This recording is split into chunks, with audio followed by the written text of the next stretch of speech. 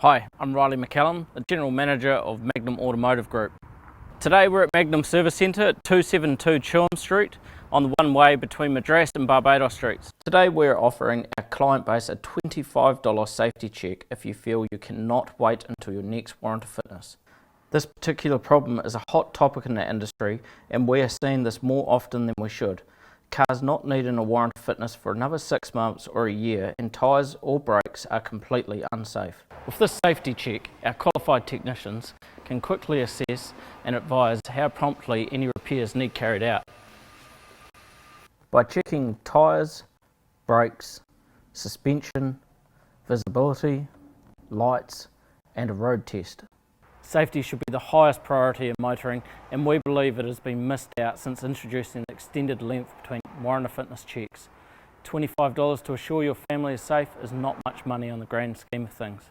So to recap, Magnum Automotive Group are offering a $25 safety check workshops, Christchurch, Dunedin and Wanaka. Please use our website to make a booking to avoid disappointment, www.magnumgroup.co.nz or phone 0508 for Magnum.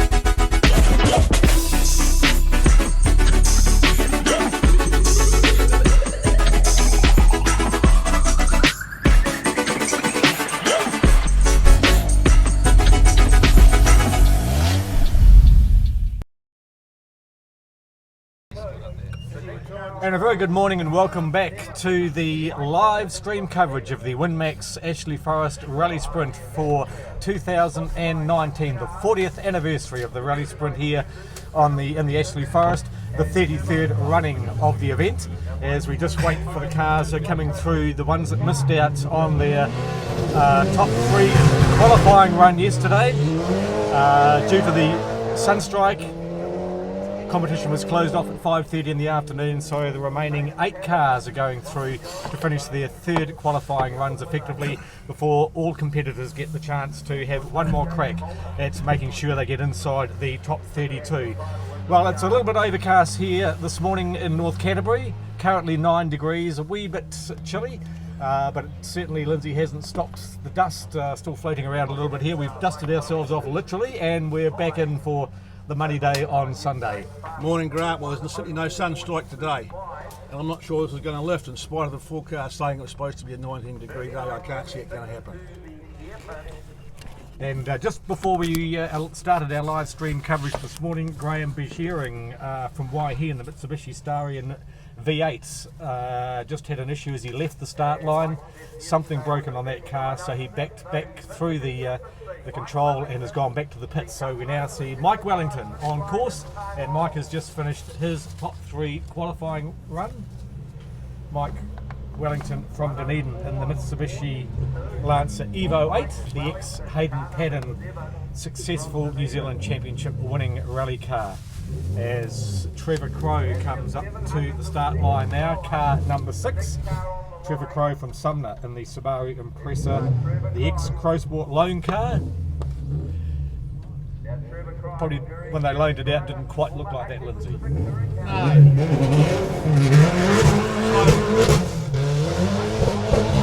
Trevor Crowe, pretty well known competitor in this part of the world. In fact, years ago, nationwide, achieved most things you want to achieve in motorsport in New Zealand as Trevor, including winning this event back in 1985 when he was the first South Islander to win in his Trax Toyota Startup, which he suitably converted for this, and a long time ago. And Trevor is still competes in whatever he can.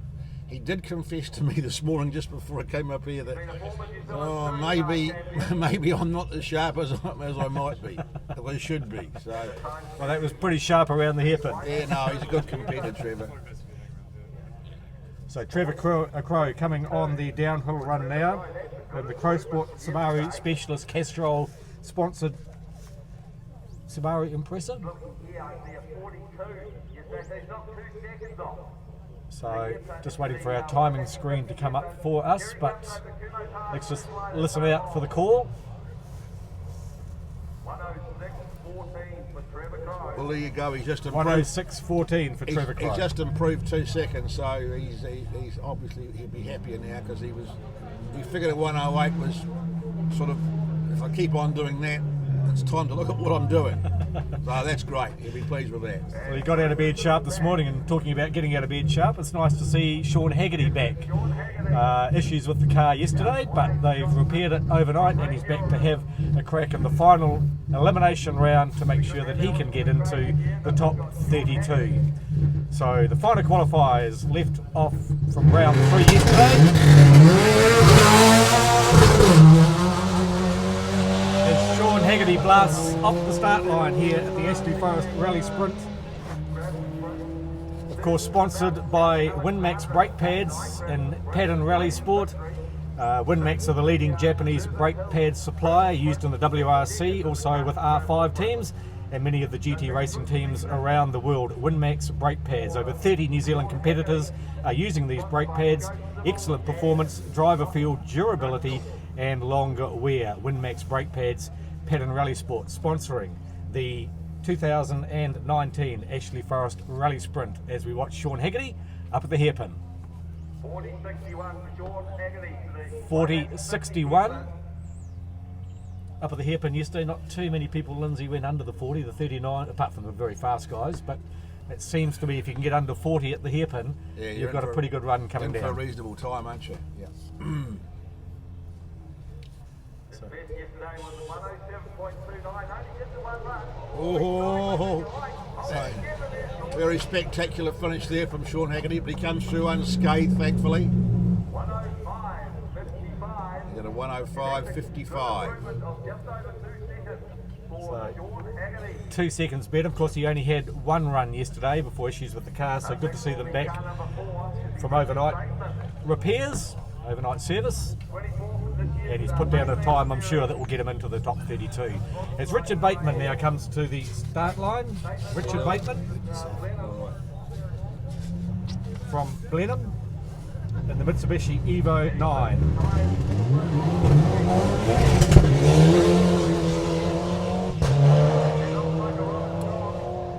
No, now about the Evos, Grant, like what to put the foot down, they're so smooth and so deliberate and so even. The power band through the gears, beautiful.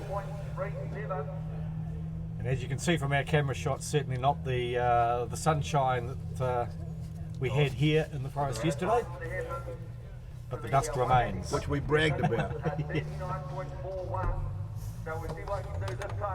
And don't forget, if you're watching on the live streaming coverage, whichever Facebook page you're watching from, you're welcome to send us a note, a comment where you're watching from as we get set for the elimination money day here at Ashley Forest today.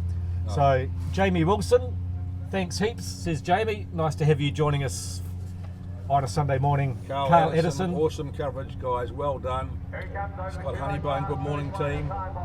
Dylan Tozer, Valerie Ritchie. So Richard Bateman has finished his run. 24th overall in the mainland series this year, Richard Bateman. So the top 3 still set to go here for their third qualifying round. Held over to this morning as Mike Tall from Christchurch comes up to the line in his Mitsubishi Mirage. So Mike's usually in the top 6 of this event, unless of course there's car issues. The car that I call the wolf in sheep's clothing, this one. Gee, this car can go. Mike's put in some great time for this car around here. Certainly had no teething issues with this car today.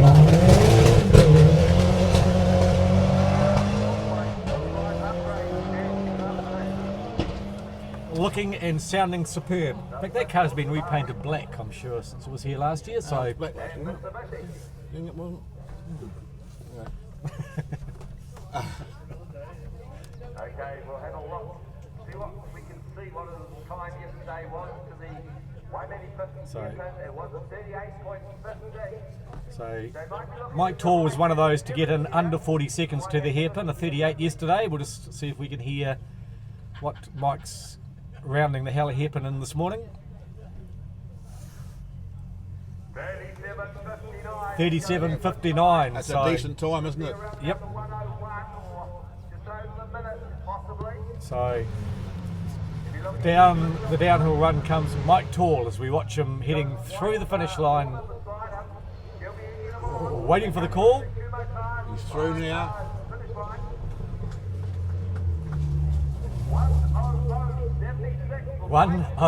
1:00.76. So yep. Not surprised at all.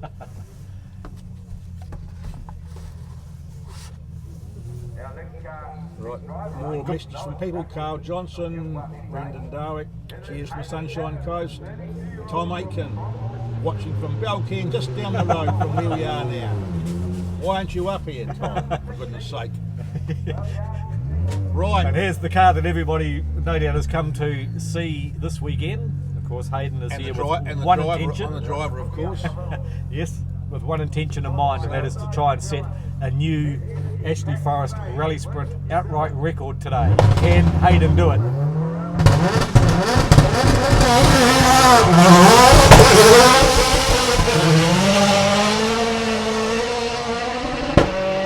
Well, watching the way Hayden took off this morning, I'm sure they've dialed just a Wow. bit more into that car yet.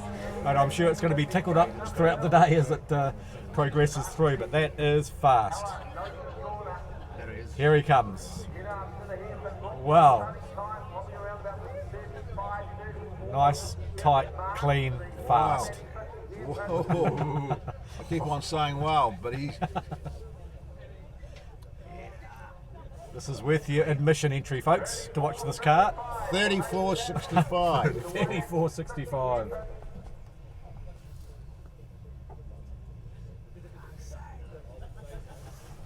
Okay, we'll be looking for a time under Just watch him come through the finish line, literally flying through the finish is Hayden.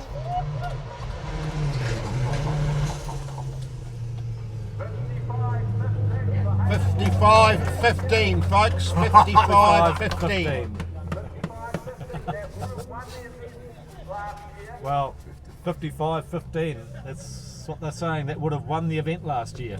Sloane Cox's winning time in 2017 was 55.13. And of course, Sloane Cox's record is 54.96. So we're right on the button of breaking the record. So here comes Sloane now. Is the current record holder, the number one. Can he retain that this weekend? Sloane Cox versus Hayden Patton.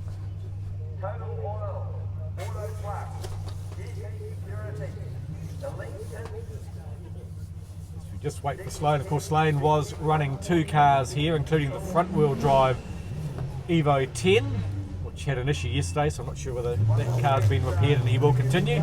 But this is the Hill Climb Special. This is the car that's Sloane Cox has brought to Ashley Forest to try and retain his outright record and to take the challenge to Hayden Patton. The Taslow Engineering beautifully equipped car, a little bit more in the aerodynamics as Sloane told us this year.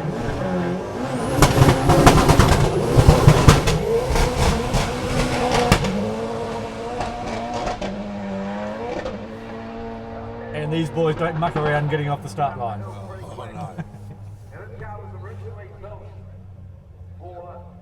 So you almost wonder whether the start line could almost bogging down, not getting clean, losing a couple of seconds on the start could be It's actually vital, isn't it? indeed, and has such a huge bearing on your time getting away quickly, cleanly. As Sloane Cox comes up to the Hella hairpin for the first time today. So Hayden did a 34.65 to the hairpin. 34.91 for Sloane Cox. So they are matching it, duking it, round for round. I'll go to 10 rounds today, I think. Yeah, that's it.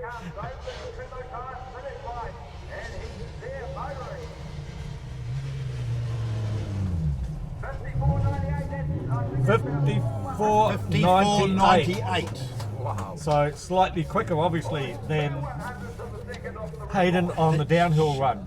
So slightly slower on the uphill, and smidgen faster on the downhill. 2 100ths of a second off his own record. Grant. So there we are. These boys have certainly come here to play this weekend. Did you see one noticeable thing about those two cars, apart from their launch, was crossing the finish line? Those big brakes. Yes. Those monstrous brakes, just bang. Yes. Yeah. And it's certainly a bit of a challenge here to slow your car up when you come around that flying finish, as it's still on the downhill. Oh, over the through years the finish line. we've seen all sorts of Yes. dancing and dramas over the years, haven't we? Of people crossing the finish line and just getting it slightly wrong as they move around to the left and try to bring it to a halt. So that's the conclusion of qualifying round 3, which of course was held over from yesterday afternoon. As sunstrike late in the day put a halt to proceedings for quite some time, and these were the final 8-9 cars left over from qualifying 3 yesterday. So now we're into the final qualifying attempt for the event. So from here you have to make the top 32 in order to continue through. It becomes knockouts competition time from now. This is a bit like rallying with the stars. Reeling with the stars. Elimination time. So Lindsay, for all the people who've just joined us on the live streaming coverage today, we welcome you wherever you're watching, but let's just look back as we talk about the fact it's 40 years since the very first event, 33 years in its history. So just for those who mightn't have caught up yesterday, let's go back and to the history and the starting of this event, Lindsay. 1979, first event here, and it was on the downhill run, which is the uphill section as we know it now. They started further up the road, it's called Mount Grey Road, and it was won by Steve Millen in a New Zealand Worksback Chevette, and it was only held that once on this course because some bright person discovered there was a loop here, and this loop could be really good, and from then on it's been the loop as we know it now, unchanged. So 33 years, 1 year up, Yeah, 32 years up and down. up and down, that's right. And the man responsible, well no, it was the club, the same Raytec with a club behind it, but the man who was the biggest mover and shaker was a chap called Tony Booth, and he really was the man that put almost his business on the line in the second year to make this event happen, and then it just evolved from there into what it's been now. And ironically, the first few years, Television New Zealand paid quite a good sum of money for the privilege of televising the event, and then within 5 years that worm had turned completely the other way round. And yes, and thank goodness they did, because those early days of the television coverage live from here was certainly what set this event up to be such an iconic race. That's fair comment, Grant. Yeah. It did, because television actually broadcast live on the Saturday afternoon as well. I think you got the last round before before elimination on Sunday was also screened, and then of course it started on Sunday morning. Yeah. And I'm sure a lot of people who are here and who are watching, if you're indeed 40 plus sort of thing, you will remember those days very well. Indeed, we used to call it New Zealand's version of Bathurst, because it was our only live motorsport event that was covered, and we were more than delighted that it was a gravel event and not a hard surface event. Yeah, and I think what's happening now with what the guys from MoMac here behind us, Grant, are doing is returning it to the same thing. Indeed, and Tony must be incredibly satisfied to see the event that he started has now come and gone, went through some difficult times of course, and now it's bounced back, and now we're going global from just being national. I'm sure he's watching over there over the ditch somewhere. He commented last year when we talked about the event, and I hope he's watching again today. Others of course that were deeply involved in people even with the club now they're involved, like Doug Good, who does a magic job with preparation for spectators up the hill. Doug's been around this event for a long time as well. Not the very beginning, but by gosh, he wasn't far away from being involved from the beginning. So, yeah, the club, only a small club, but they do a mighty job with this event. And the course looking absolutely spectacular today. As we say, overcast at the moment. Still forecast for some sun, and not sure what we'll get up to. I think they have revised the forecast down to about 15. Yeah, they have today.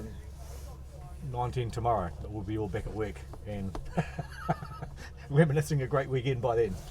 But having a shower. having a shower for sure.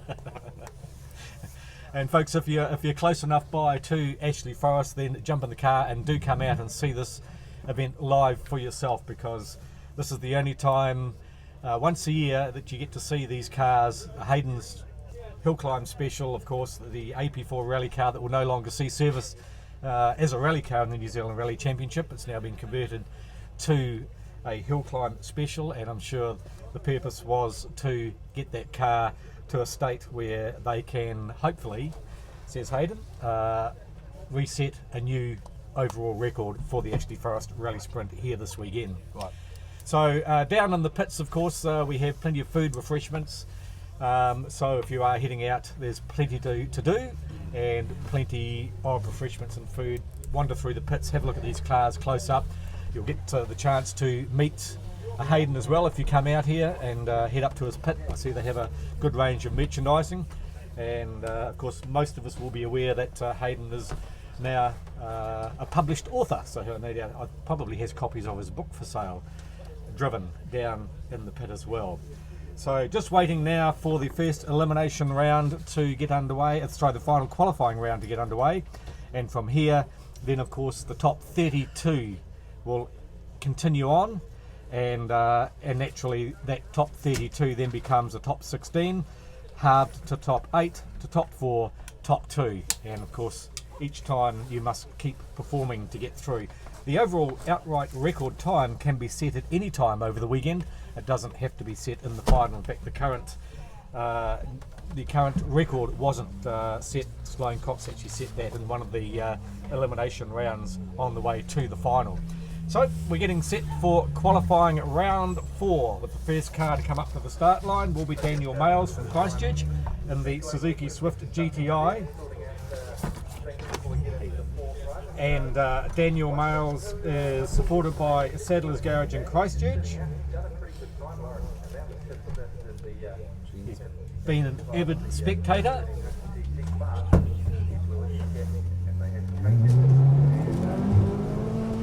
As Daniel heads off to be the first in qualifying round 4.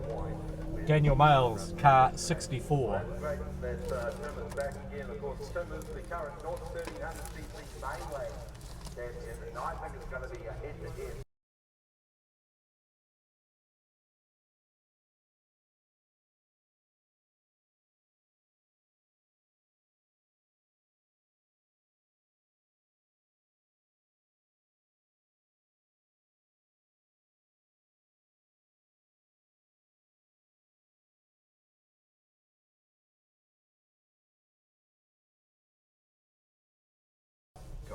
So here we go now with Daniel Males heading up to the Hella Hairpin, the first competitor in qualifying round 4.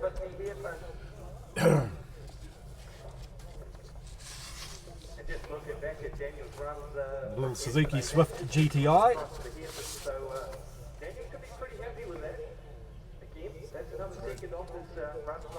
So he's gone quicker to the through to the hairpin, but sideways through the finish line.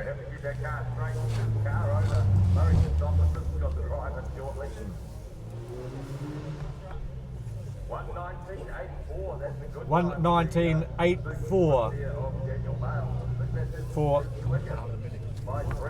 for Daniel Males, as now the little Dream It, Live It Elite Kitchen sponsored Leyland Mini comes up to the start line.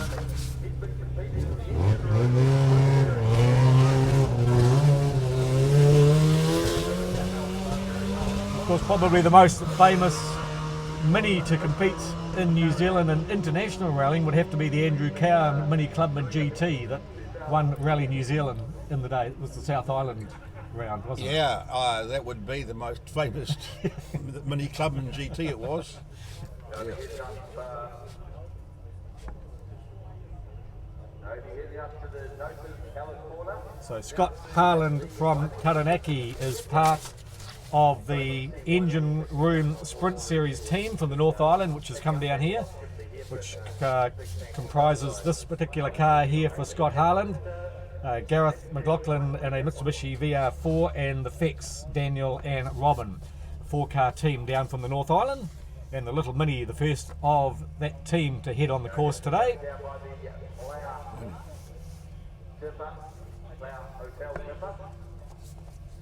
Great little cars to learn to drive in these cars were, Lindsay, Well, little minis. You know, years ago we wouldn't have even batted an eye to see a Mini doing this, but now it seems foreign. But we've got no right to say that, really, have we? 478, and that's a good improvement too, I believe. No. Here he comes through the Kumo class finish line. 125.89 for the week. 125.89 for Scott Harland in the Little Mini. He's dreamed it and he's lived it, and he's here. That's it. And here comes the Citroen. Car coming up to the wholesale motors start line. Let's expect to see Clouseau or someone in this car, but or dudum dudum. Or Magre. Or Magre. Spectre Magre. You're too young to know that one, right? David Musk from Brightwater in the Citroen GSA flat 4 air cooled. Those aerodynamic rear guards, wheel covers. Whoops. Steady off the line she goes. A timid start, you might say. But as we were saying yesterday, hey, he's out there doing it, isn't he? Indeed, no point breaking the records on the first run of the day.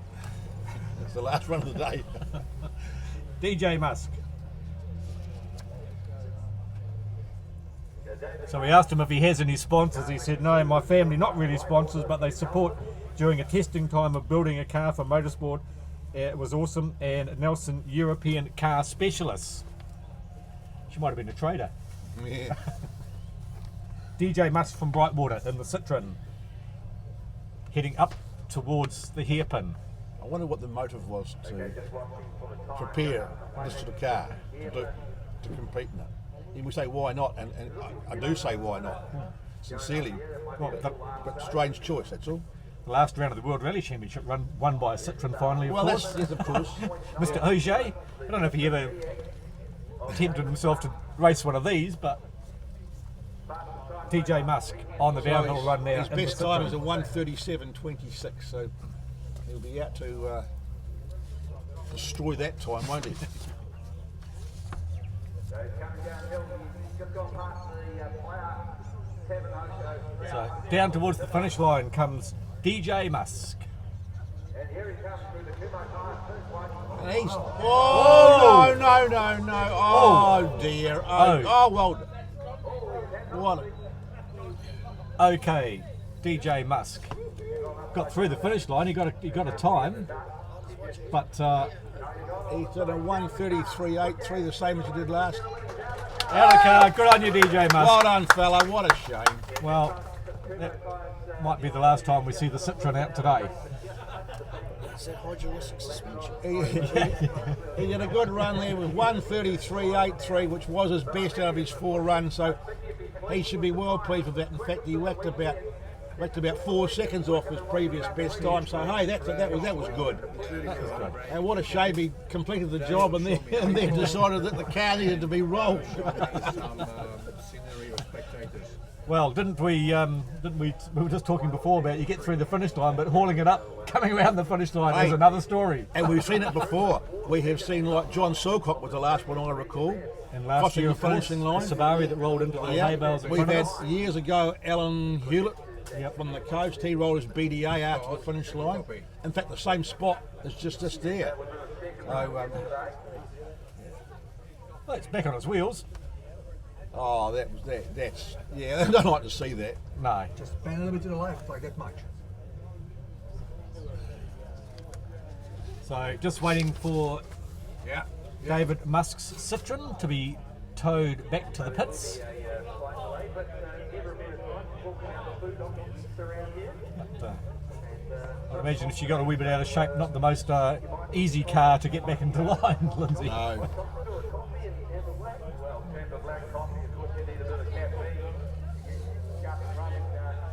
So good morning to wherever you are watching the live streaming coverage around New Zealand, around the world today. It's a pleasure to have you in with us here at the Winmax Brake Pads Ashley Forest Rally Sprint. And just looking across our competitor numbers, we have 7 competitors here from the North Island. Sloane Cox, Graham Begiering, the Fex, Daniel and Robin, Gareth McLaughlin, Kurt Aikman, Scott Harland and Michael Tom have come down from the North Island to take part in this event. One international driver with Stuart Reid from Brisbane, and then looking at the localities of the rest of our drivers, the majority 16 coming from Christchurch, 8 from hometown here in Rangiora, 2 from Blenheim, 2 from Dannevirke, Motueka has 2, Cromwell has 2, Mosgiel has 2, Dunedin has 2, and then we have sole entries from Waihi, Ahuka, Hastings, Ashburton, Kerwee, Auckland, Waikuku, Invercargill, Amberley, Tapuki, Waimate, Timaru, Leaston, Greymouth, Canvasstown, Winton, Brightwater and in Taranaki. Grant, it's doing thorough research. Thank you, Lindsay. And I've just been told by the boss, McDonald, Ryan, that we'll be having a chat to Hayden Padden in about an hour's time. He'll come up here and have a chat to us. Brilliant. So there we are, folks. Lock that one in. Hayden will be coming to talk to us here. Certainly the draw card here at Ashley Forest along with Sloane Cox. So we want to find out exactly what is his motivation for the Ashley Forest Rally Sprint when he's so busy doing other things in Europe and things. So we'll find out why he likes being close to home for the Ashley Forest Rally Sprint. And I would imagine his next event from here will be Rally Wales GB. Yeah. And he will be debuting the new Ford Fiesta R5 car. So that will be a great opportunity for Hayden to get back in the seats, back in the World Rally Championship with the R5 car in Rally GB. And then of course he'll be in the full WRC car for for Malcolm Wilson's M Sport team at Rally Australia. So I can imagine since the announcement came out, plenty of people have been buying their airline tickets across the ditch to go and see Hayden one more time in Rally Australia, of course, where he has had a reasonably good record as well. Oh, he had a fine record. I mean, it just seems like yesterday he recorded that brilliant second place in Rally Australia, which was to be his last event in the World Rally Championship to that point. So there we are. The Citroen's had a wee bit of a facelift in the front, and I see it's still got the old black and silver number plates on there. So yeah, maybe she was a trader a long time ago. Yeah. So.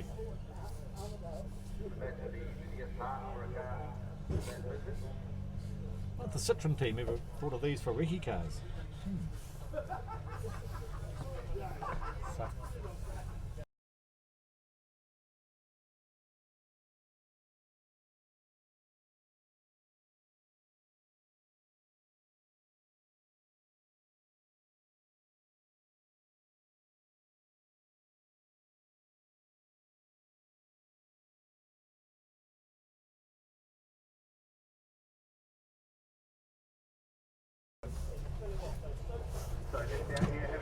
All right, so we just wait while they remove the stricken Citroen from the official area here. Yeah, the lads are trying to straighten out the front bumper assembly there, and I'd say there's a bit of could be a radiator issue there as well. So wait till they remove it, and then we shall carry on with the fourth round of the fourth and last round for everyone before we go into the knockout stages of down to 32, then 16, 8, 4, and then the final. And in between there will be the class finals. The three quickest cars in the various classes, and we'll have that. We'll be talking to Hayden Padden up here in about an hour's time, so we'll find out what the good oil is with Hayden and what's going on in his world. And primarily I want to find out why he likes coming back to the Ashley Forest.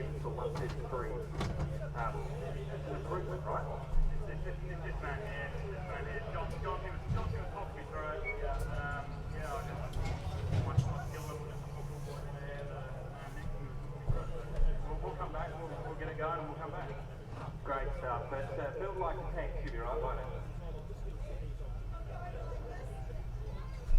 Well, that actually puts pressure now on Rob McKenzie. His fastest time is a 1:34.34. So David Musk has gone quicker than Rob McKenzie now.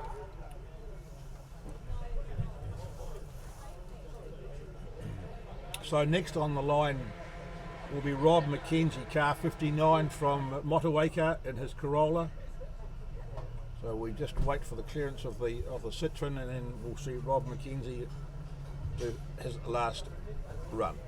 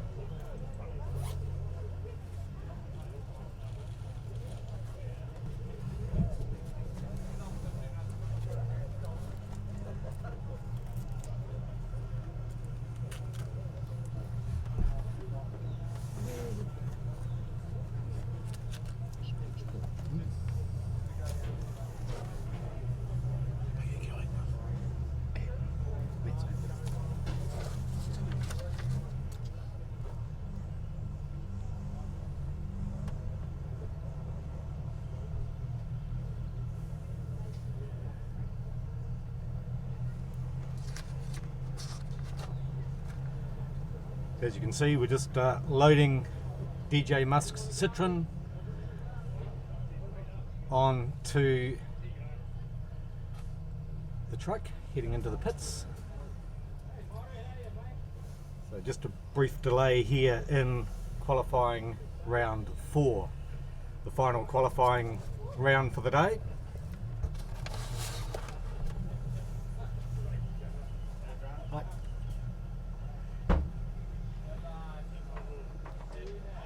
Quite a few spectators arriving nice and early. Lindsay heading up the hill, because plenty of good vantage spots up the hill.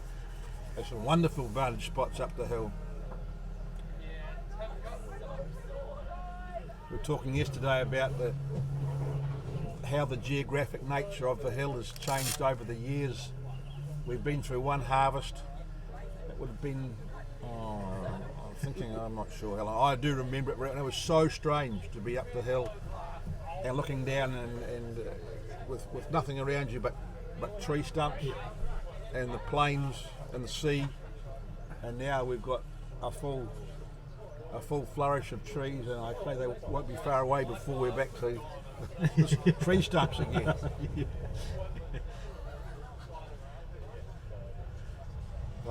Course being cleared, the various recovery and official vehicles heading back into place. And once that happens, we get the green light for the stage to go again. We should have Tony Coakley from Motueka in the Fiat Uno.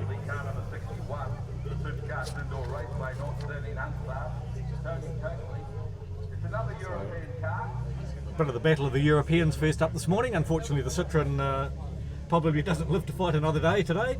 But let's hope the little Fiat Uno gets up and down safely.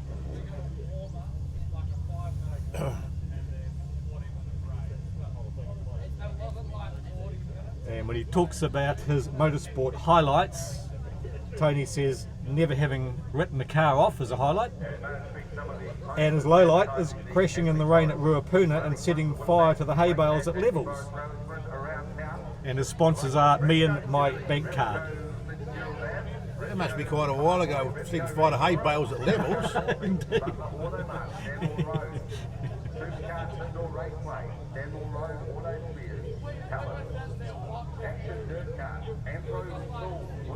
So just waiting for the action to resume here in qualifying round 4 of the Winmax Brake Pads Rally Sprint, and the coverage of course supported by the Magnum Group. Jeff Judd and the team, tremendous sponsors of the sport. Great to have you back, and of course Raytech for putting on such a magnificent event. So don't forget, if you are listening, watching somewhere, we welcome your comments. And just while we wait for the next ones to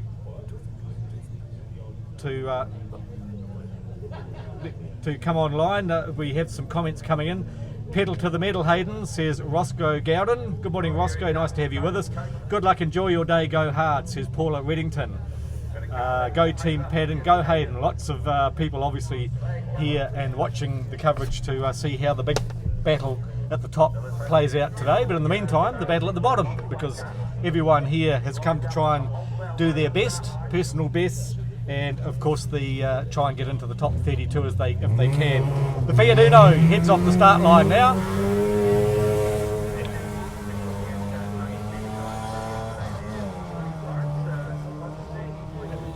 Tony Coakley's best time to date has been a 1:32.6. Good morning, Shannon Mitchell, watching from Blenheim. Nice to have you with us, Shannon. Nigel Blackler from Timaru's watching up and from Fielding. Linda Dunn, nice to have you with us. Also, watching in bed is Dave Threadgill in Motueka. Well, you would have seen, you see your man on the course right now. A man from Motueka is on course, of course. Tony Coakley in the little Fiat Uno as he heads up towards the Hella Hairpin. David Thomas watching it in Matamata. Good morning. Having a cuppa at home in the Lower Hutt Valley, watching Scotty D in Laguna. Ah, right. And you fellas in Ashley Forest. Oh, to have split screens. We wouldn't mind it either, Scotty. Look, there's plenty of motorsport going on around the world. Had to catch up with the Formula One overnight, and oh crikey, Ferrari's on the front row again. Yeah, Charles Leclerc. So I read, yes indeed. And on the downhill run comes Tony Coakley. He did a 56.08 to the top,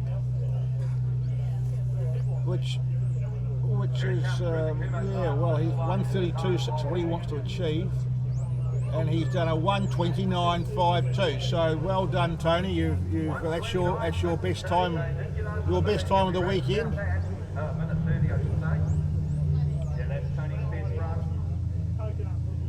And a very good morning to Joe Robinson watching in Martin. Ant Dempsker had it set up on the TV. You're watching in Auckland. Cheers for the live stream. Nice to have you with us. Paula Reddington from Napier.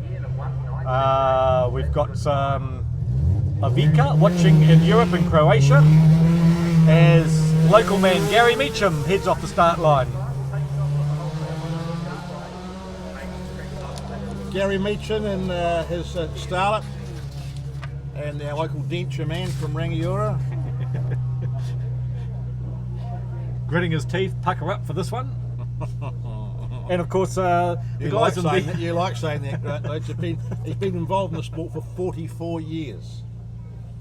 And of course, we should remind viewers as well that these 1300 cars are not necessarily trying to get in the top 32, they're trying to get into the top 3 runoff for their class.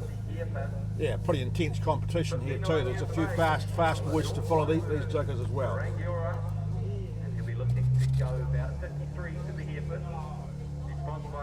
So to the hairpin, 52.8 to the hair, 52.71 to the hairpin as he chases his best time of 1:23.52 for Gary Meacham.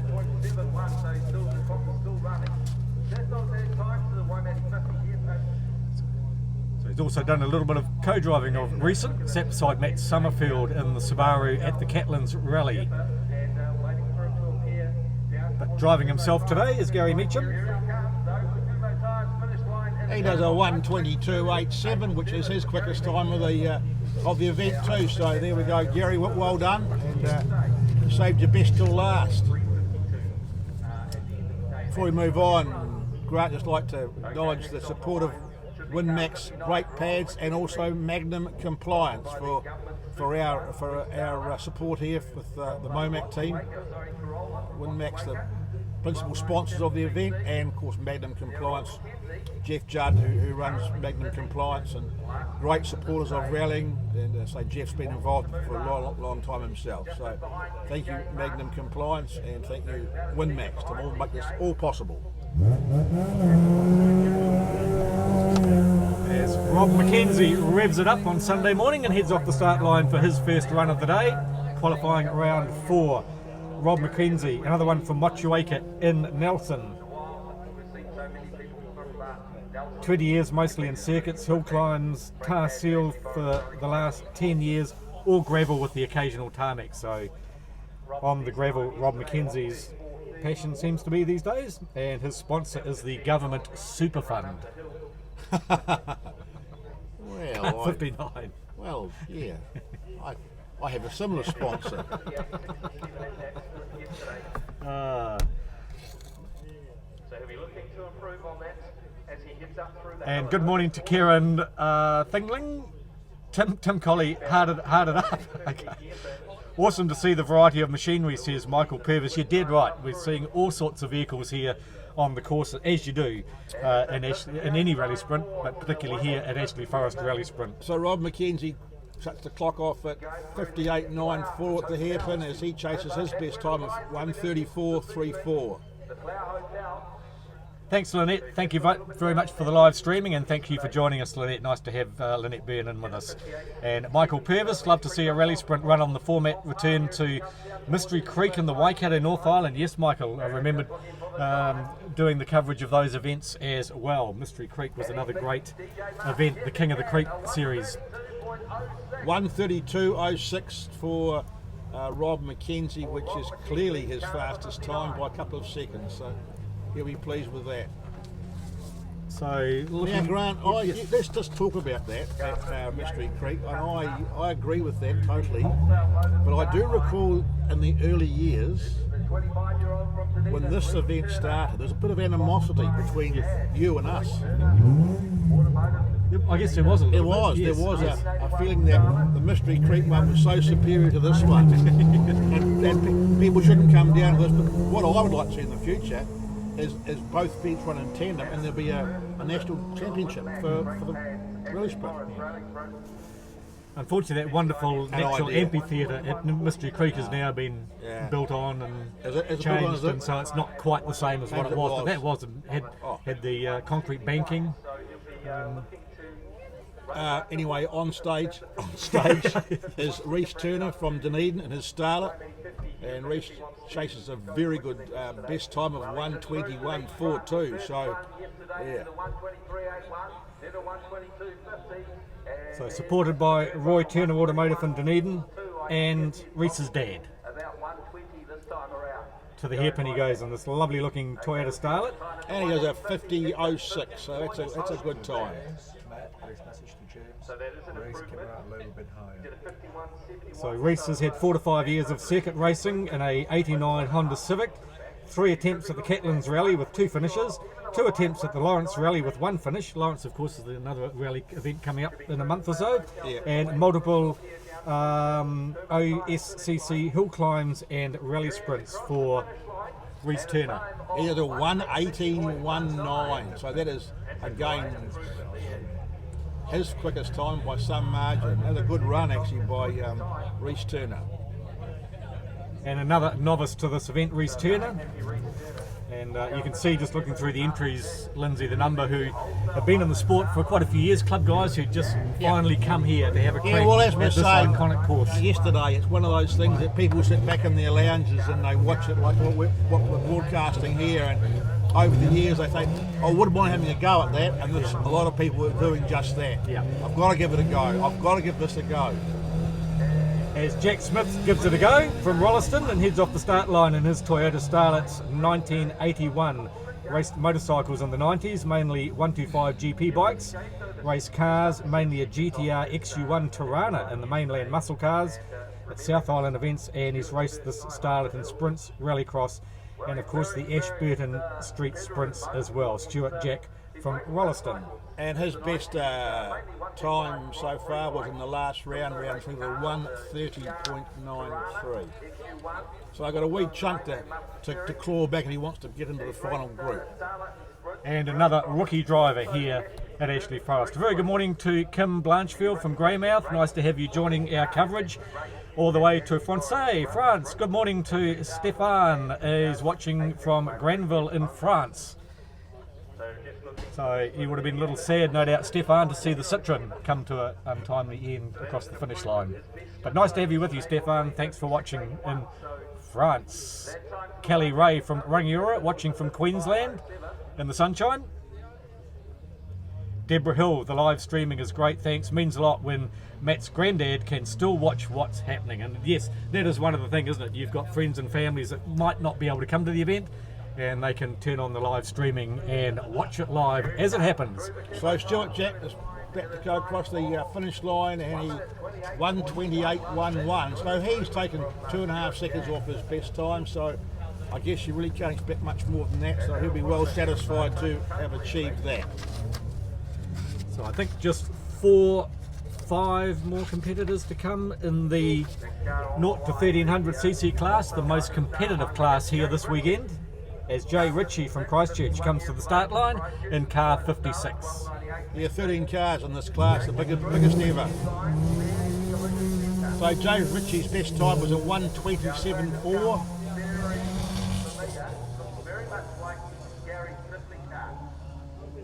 So at the moment, to make themselves to be in the top 3, they going to be looking to do a time of at least in the 1:20s anyway, to make sure that you carry on through in the elimination rounds today. Yeah.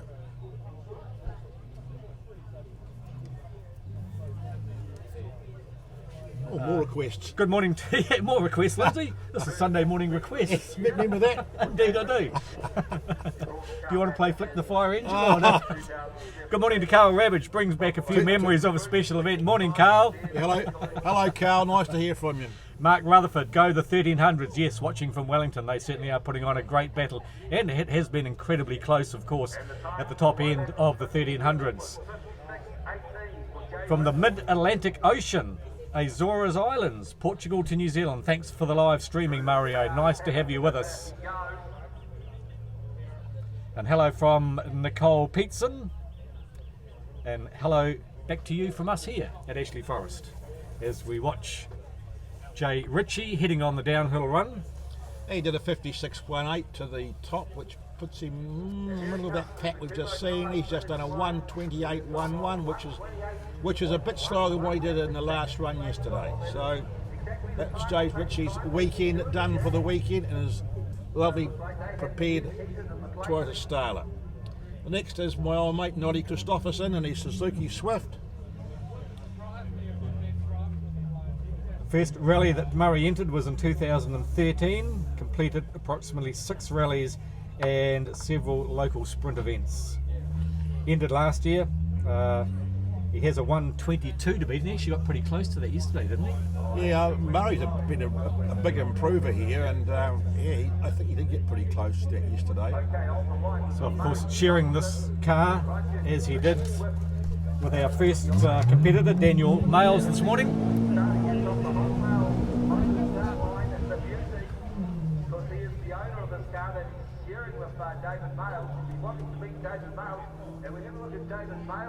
So I guess, yes, these two guys will be trying to outdo one another, the car owner. Yeah. And so, what? Just looking across to see what Daniel's time was this morning. Daniel Males. No, not there. Gone off our screen. No, Murray's best time was a 1:23.06. So yeah, I think that's just off those top 3 quick guys. In fact, I can tell you, Daniel Males did a 1:19.84 this morning. Well, he was a big improver then, I think, because Murray had it on him yesterday, I recall. So up to the hairpin. Murray will do 53.03 to the top. Okay, it's time for the 150 hairpin, a 53. So this car's already done a 1 minute high, 1 minute 19s. What can the car owner extract out of this little Suzuki Swift GTI? Murray's on the back foot. Well, he's going to have to pull finger downhill. So This is for bragging rights in this car. as he comes down through the finish line, Car's finish line at the time of 121.94. oh, 1:21.94 as Murray does a handbrake turn after he crosses the finish line. It is his best time. well, mission accomplished. If he said he wanted to beat a 122, He's achieved that. so a 1:21.94. and Daniel in the same car on the very first run this morning did a 1:19.84. Well, he'll be banned from the car in the future, won't he? And who's buying the drinks at prize giving tonight? Yeah, indeed. All right. Right.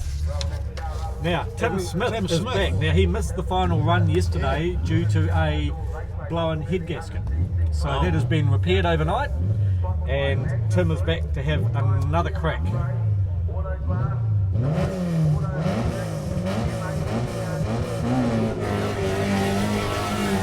And Tim's expected to be in the top three. Oh, no. Head gasket issues again. No.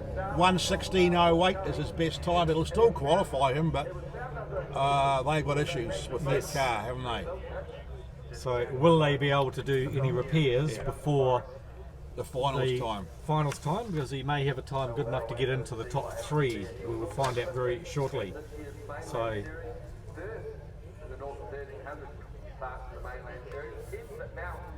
more messages coming in on the Facebook page. Of course, you're welcome to give us a shout out. And hello to Nicole Peetson from the UK. Keith Pickford is watching in Ashburton. Morning, Keith. Rowdy Harwood says, go 1300 boys. And of course, Hayden, wish I was there at home with the kids. You guys are doing an awesome job. Cheers. There we are. Thanks, Rowdy. And JT Wilson Photoworks watching from the Waikato. Cheers for the stream, guys. And Richard Gradney from Southland watching in Munich in Germany today. Good morning, Richard. So it'll be Peter Murch that'll follow, and Peter Murch was a finalist last year in this class, but meanwhile Tim Smith is limping down the mountain. Will the car be in the right condition to do the Supercars Indoor Raceway final? Yeah, no, it's So just waiting for Tim. He's got the hazard lights on. Taking the little Toyota Starlet back down the hill and straight to the pits for a little bit of surgery, no doubt. Yes, it might. If they did it last night, would begin to worry a wee bit. got the hazard lights on. So of course, as Tim mentioned to us yesterday when we spoke to him, this will be his last season in the 1300 class. A 1600 engine going into that car, and he's going to move up a class next year. Okay, coming up now is the wholesale motor start line. This is the 55-year-old Peter Murch from Rangiora. Peter Murch. Peter Murch, man from just around the corner here in Loburn. Now, Peter was 32nd in the Mainland Mountain Series this year.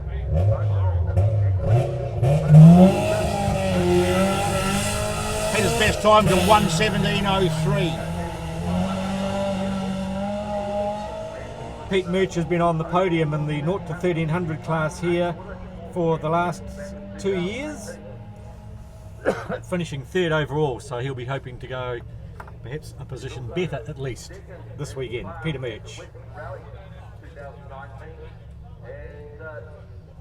So this particular car was built by Mike Tall around 10 years ago and run by him as a class-winning car.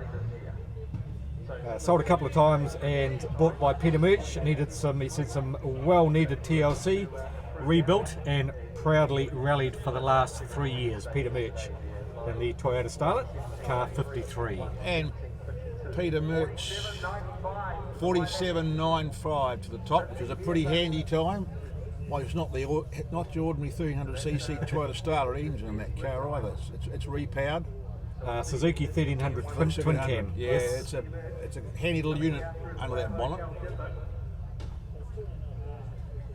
As Pete Murch comes down to the finish line. And there we are, a 1:16.3, so that is his best time by a second. 1:16.3 for Peter Murch. so there we are. That's put the cat among the pigeons, so to speak, in the 0 to 1300 class. And here's the man who has been very successful in this class in the past, Chris Herdman from Rangiora, 29-year-old. Successful in the Mainland Rally Series as well. As Chris Herdman. This car was a barn find in 2014, stripped and rebuilt by himself with a few clever engineer friends, he says. It's one of the most competitive cars, of course, in the current 1300 class. And his best time was a 1:16.14.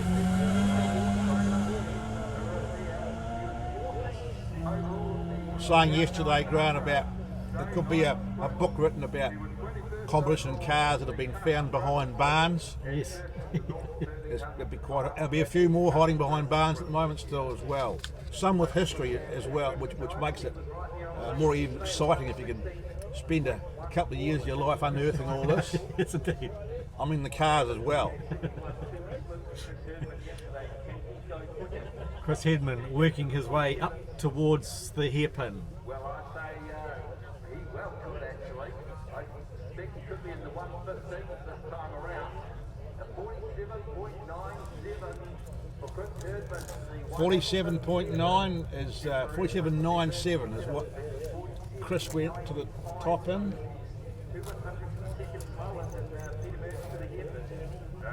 So a little bit slower to the hairpin than Pete Murch, but only how quick on the downhill. Only marginally, yeah. It's all on the downhill section now, and how big everything is. And a 1:15.34. So There we are. He is the quickest of the 1300 cars.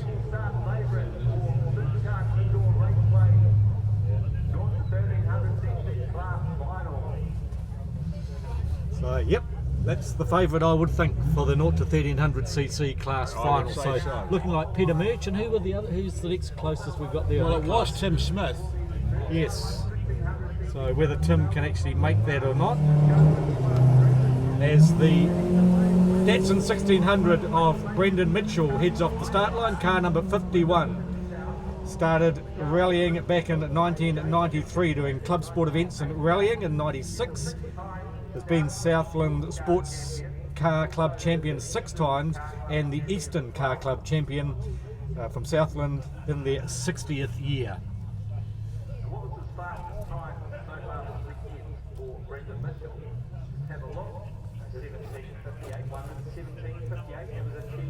As we watch Brendan head up the hill, more comments coming in. Good morning to Janet Longman. Hi Doug and Pat Good from Janet and Terry in the UK. Glenn Rochelle Finlayson, Glenn and 2-year-old son Henry watching, loving the great streaming of the action. Sounds like your streaming is going better than the World Rugby Championship last night. Another story for another day, that one, I think. And Stuart's Hensel Woods watching from Noel Leeming. Great coverage. I'm not going to buy this laptop, so go away, mate. Good on you, Stuart. Good nice call. to have you with us. Good call, mate. Steve Catamol, there's a great name from the park. Hi, Steve. What great coverage. Thanks. Watching from Blenheim. Go the 1600 guys. Wish we were there. Oh, they're on now, Steve, anyway, so you'll enjoy them.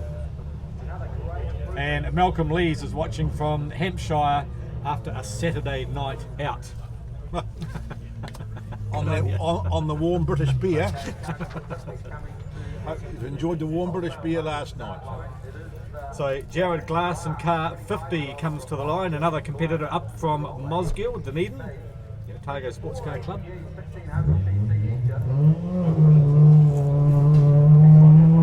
So Jared's been competing in local hill climbs and rallies for the last 3 years while building up this particular car. Never been here before. been watching it for years, finally has a chance to prove himself and to come and compete here. He did a So good on you, Jared. Did a 118.94 in his second run yesterday, but his other two have been in the 125. So I'd say he'd be looking for around the 118s. So one of those cars will miss out going into the final this afternoon. Of course, we haven't had Michael Berenice since run through yesterday. Jared split time for his best run with a 49.56. So we'll see what he can do as he comes up to the Waimate 50 hairpin. It's a 48.02 for the Waimate 50 So hairpin. 48.02 for Jared Glass to the top of the course at the Hella hairpin. So we should be looking at about a 116, maybe a 117 time. As he comes down through the Flower Hotel dipper.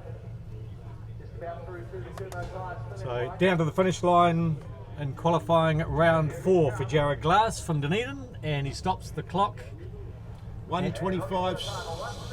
Oh, No, 116.24, which is, yes, quite a big improvement. Well done, Jared. As car 49 is due to come to the start line next. Okay, next car on the line. And this is Michael Berenice from Christchurch in the Toyota Levin AE92 Coupe. The Toyota Levin,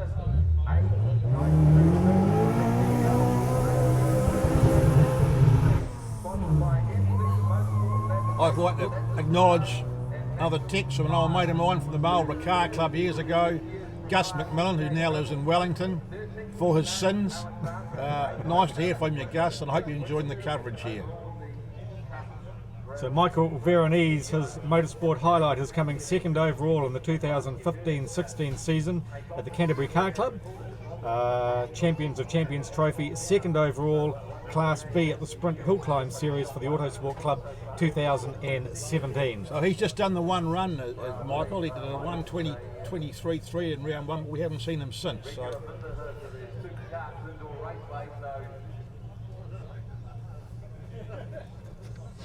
So again, these guys trying to make the top 3 in their class.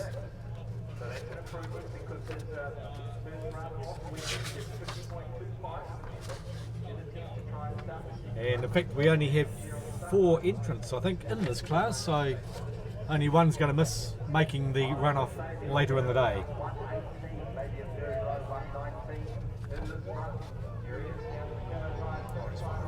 And there he goes, and it's a 117.6, so he'd be pretty well pleased with that he's sliced off 2.5 seconds from his time and only time in round 1.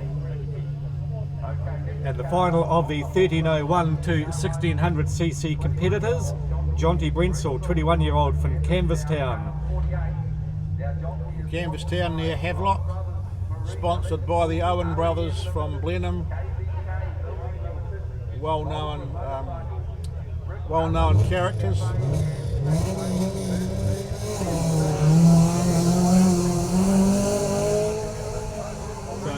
Jonty was first in class last year, and he'll be looking to repeat that effort again this year, no doubt.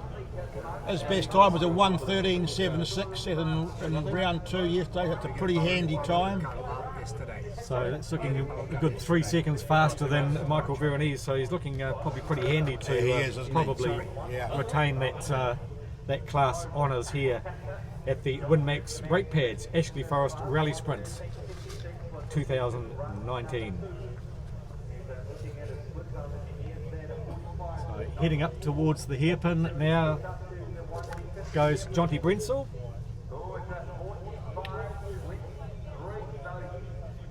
So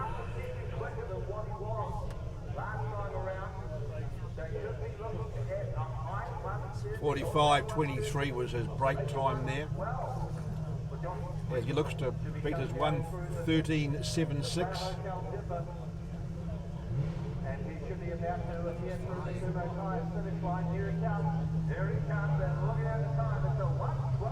A 112.81. I think he might have one hand on that trophy already. So he just takes 3/4 of a second off his best time to date. So yes, you're right. So now into the next class we go. This is Dave McMillan from Greymouth in the Toyota Celica with the Group B body. As driven by Bjorn Waldegaard and Juha Kankinen in the 82 Rally of New Zealand. So I accept humble pie there, Grant. It was at the end of Waldegaard's time at the top and the beginning of Kankinen's reign. Yes. And Kankinen went on to win 4 world championships, I think. 4 world championships. Yeah, 4. It was a passing of the baton between those two European lads. And Dave McMillan started, as we mentioned yesterday, competing in a Triumph Herald A35. I have to confess, Grant, to you that I did have the privilege of interviewing both Waldegaard and Kankinen at the end of that event in 82, which might be signifying my years, but yeah, 2 very easy guys to interview they were, and so was Dave McMillan, I might add, in the old days of him in the Lancer. So Dave McMillan on the downhill run now, not the best time around the hairpin, No, he got wide and bogged down. He got lost, didn't he, really? Yeah. 121 he would want at least. No, well, he did a 118.7, so in spite of getting bogged down, it was a good time.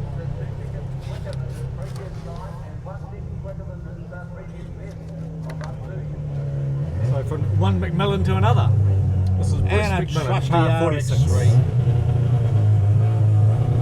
Bruce McMillan from Leaston, been around with speedway bikes, and done a bit of rallying with hill climbs and sprints over the years.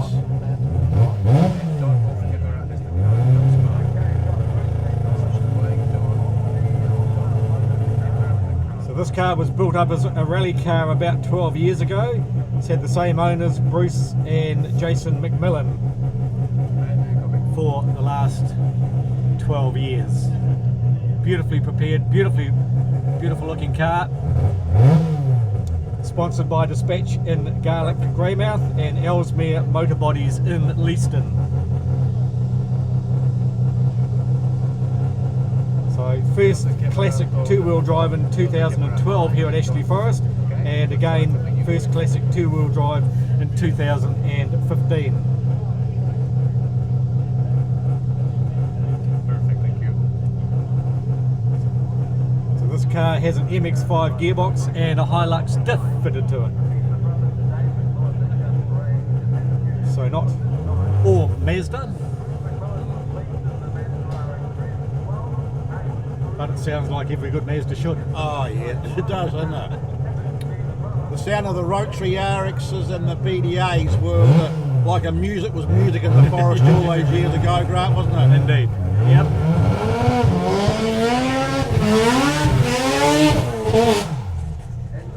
Hello. And it's a false I missed start. False start.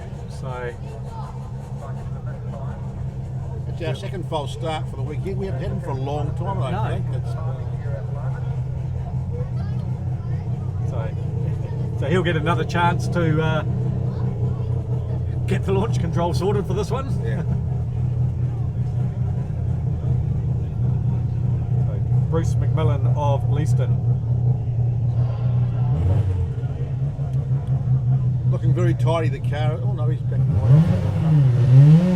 Get Here he get comes. it into the right position in the ruts, or Yeah. out of the ruts. It is getting quite rutted in there, isn't it?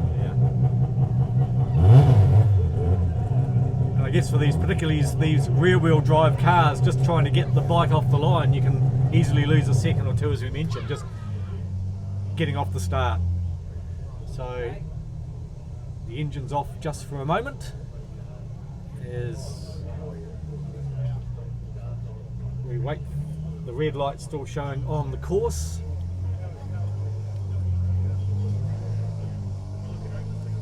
Are the boys here today?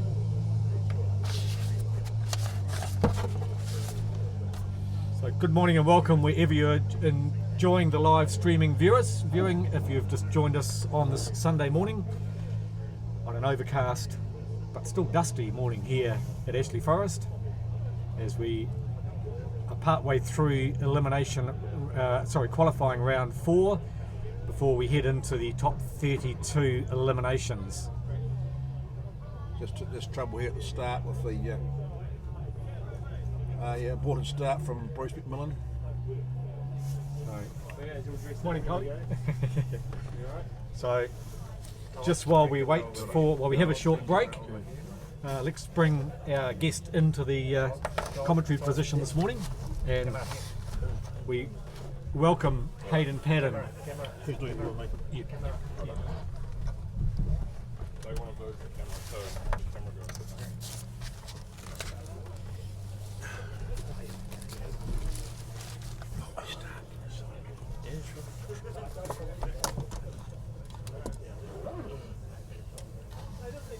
So while we've got complete quiet here on the scene this morning, gives us a chance to welcome Hayden Padden into our commentary position here. Welcome Hayden, welcome back to Ashley Forest. Yeah, it's always nice to come back here, and hopefully the weather's going to clear up and it's going to be a perfect day for it.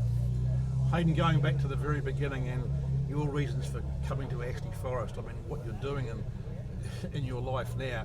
Ashley Forest is quite an obscure one-off event. What brings you back here? I think it's just a unique environment here of the event. You've almost got a free reign with the car, so the team really love it. We work on this event for a while with the preparation of the car, and then with the elimination process as well, it's very unique. So it's just, obviously there's a history with the event as well, so it's an accumulation of many things that keeps bringing us back. So as a young fellow, you obviously saw this on television, or you were here on your own, just yourself?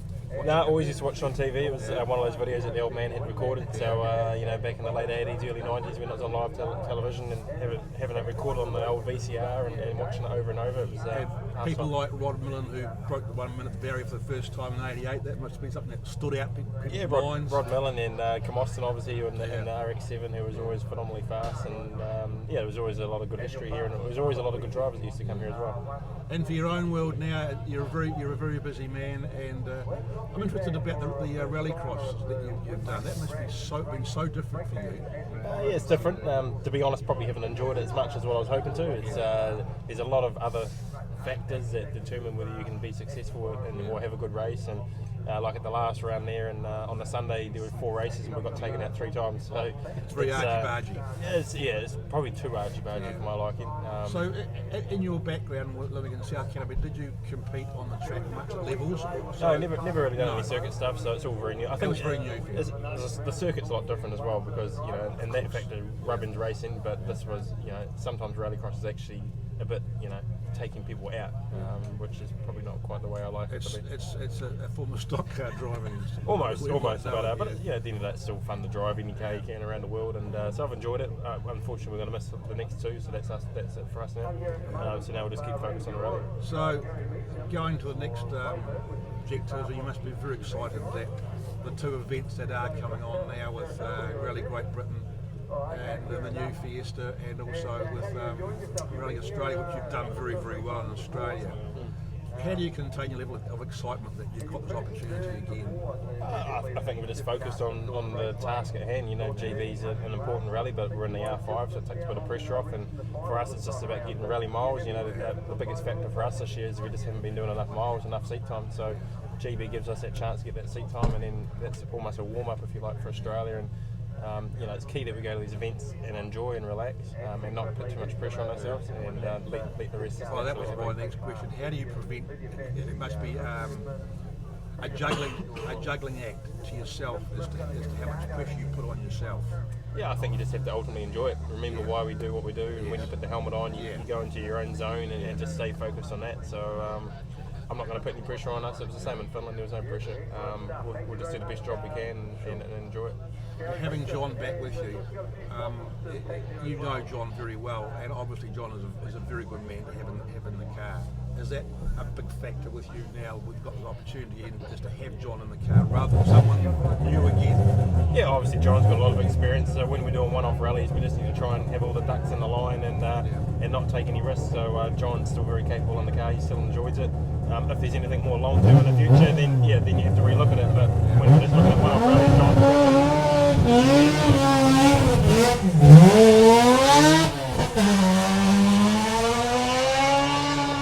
noisy old rally cars, eh? Absolutely. So I guess we can't look ahead too far, but next season you will be hoping that you can get something with M Sport.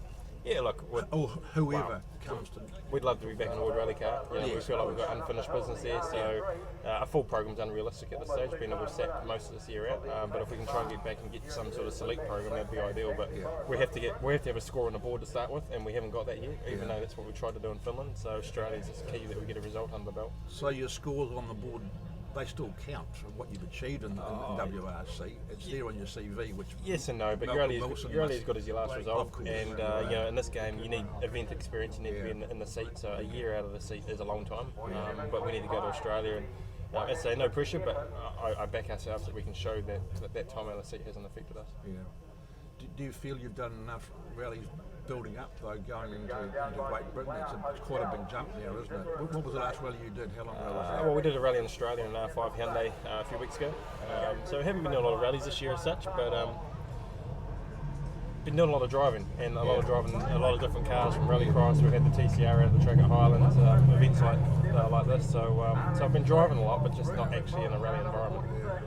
Your ambition here for the rest of the day is to get that record of Sloane? Well, you're very close to doing it just before. We're going to have to work for it. Like there's positives and negatives to everything. You know, obviously we're gutted we don't have the proper engine here. That's costing us probably 2 or 3 seconds a lap. So it shows what was capable out of this car. I see we're already 2.5 seconds slower to the top than what we were last year. But then it's going to make it a close fight now. So we're actually going to have to really work for it to try and make up for that power gap. So I think it's going to be actually an exciting battle. So we're limited what we can do though.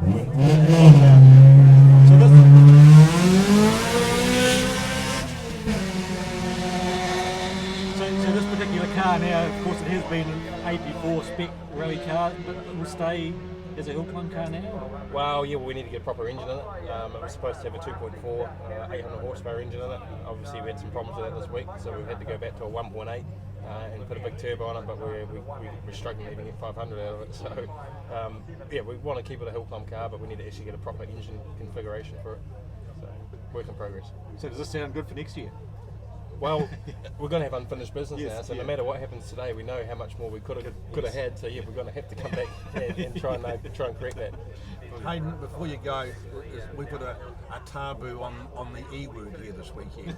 So I feel that with you sitting here now, we can talk about it because at least you've addressed the elephant in the room. It's not going to be what people think it is. Like, and I think electric motorsport has to be there in that top tier. It's never going to replace the current proper cars. It's just that top tier to be in line with the manufacturers.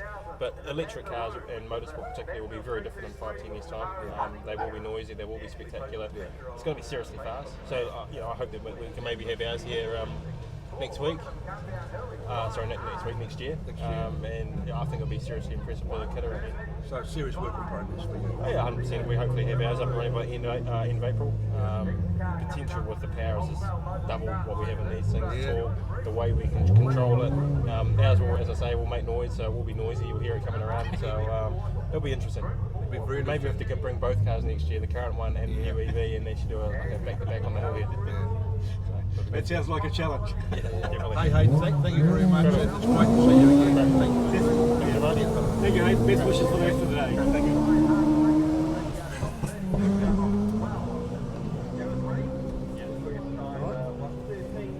So a pleasure to have Hayden Padden with us here in the commentary position this morning and having a chat. Of course, Hayden has his new book, Driven My Story, which is out and is selling very well around the country as well, and a very, very good read. So just in the meantime, while we've been talking with Hayden, we'll just see who we've had go through. Of course, we're now currently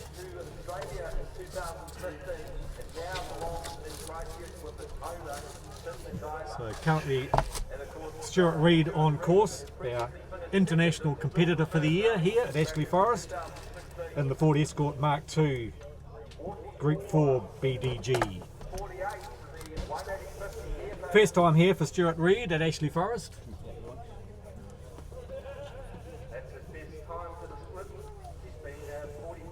So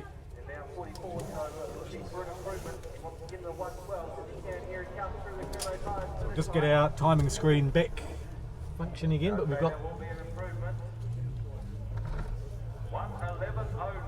1:11:09 for Stuart Reid.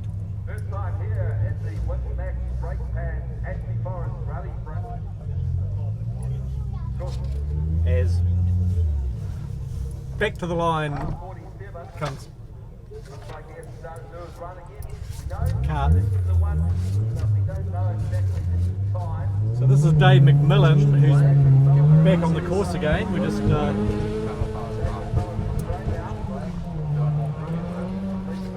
not sure why Dave's back on the course, but here he is in the Toyota Celica. As we can see the crowd building here on this overcast and a little bit dusty Ashley Forest morning. Spectators heading up the hill. Some great vantage viewing spots here. So once again we remind you, if you are close by, jump in the car and do come out and see these cars in action. See Hayden in action, and as you've just heard from Hayden, not the engine in the car, they hope so, it really is. Gloves on fight between himself and Sloane Cox for, I would imagine, the victory this year. So round the Hella hairpin goes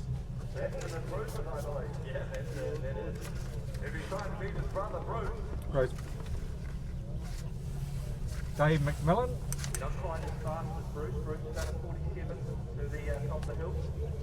Okay, so the two brothers sharing this car, Bruce and Dave.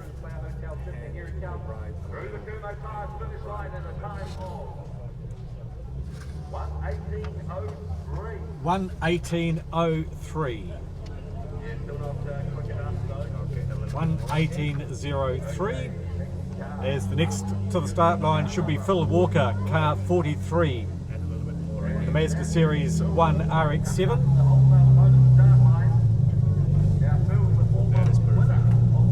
So this car was built in 1996.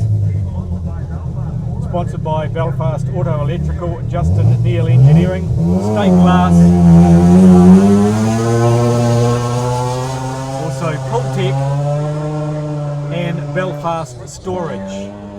Phil Walker, 53-year-old from Christchurch, heading up the uphill part of the course here at the Winmax Brake Pads Ashley Forest Rally Sprint 2019.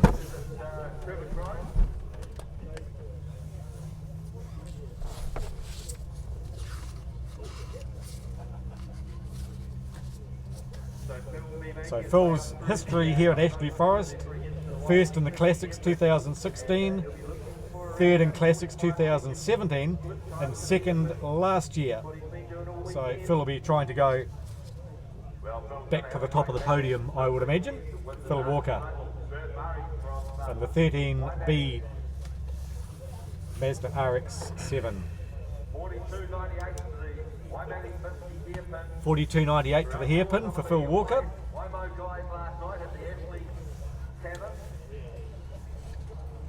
As we wait for him to come the downhill run through the finish line for Phil Walker.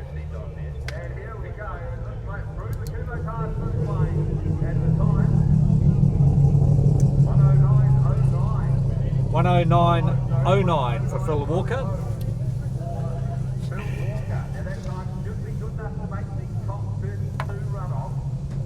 As another RX-7 comes up to the line, this time it's the ex-Richard Kelsey factory spec Group B RX-7, owned by Bert Murray, who owns a couple of these famous Mazda RX-7s, including the main freight Mazda, which Bert has had numerous success in as well.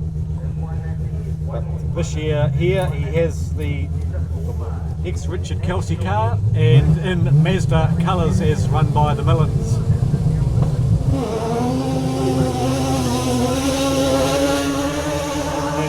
Bert Murray digs a deeper trench as he heads off up the hill. Ex-Central Region Rally Champion. Of course, was in the North Island for many years, Bert Murray, until moving down to Waimate some years ago. And he's quite involved with the Waimate 50 coming up in the end of October, which I see a late sponsor to the organisers of the event, with the one of the corners up on the way to the top, sponsored by Waimate 50. He talked about the Central Region Rally Series and Grant. Very sad that it doesn't exist anymore, isn't it? When we see the mainland series in the South Island extremely strong still, and there's a lot less gravel rallies in the North Island than there are in the South Island now. We've lost very few down here, but up there for some reason they're disappearing. Yes, of course, the Central Region Rally Series, the top half rally series back in the day, and I think the Central Region Rally Series was the only one that used to award championship points for their series on class rather than overall, so it gave the guys with class cars the chance to actually win the outright series. It was never an issue down here. It never has been. You win your class, and that's what you aim for. Like the guys here in the 1300 class, that it is so competitive. But they got 13 this year. So Daniel Feck comes to the line, car 41, the Toyota MR2, all the way from Danneberg, with the 2.5 V6 turbo from the Lignum VR4.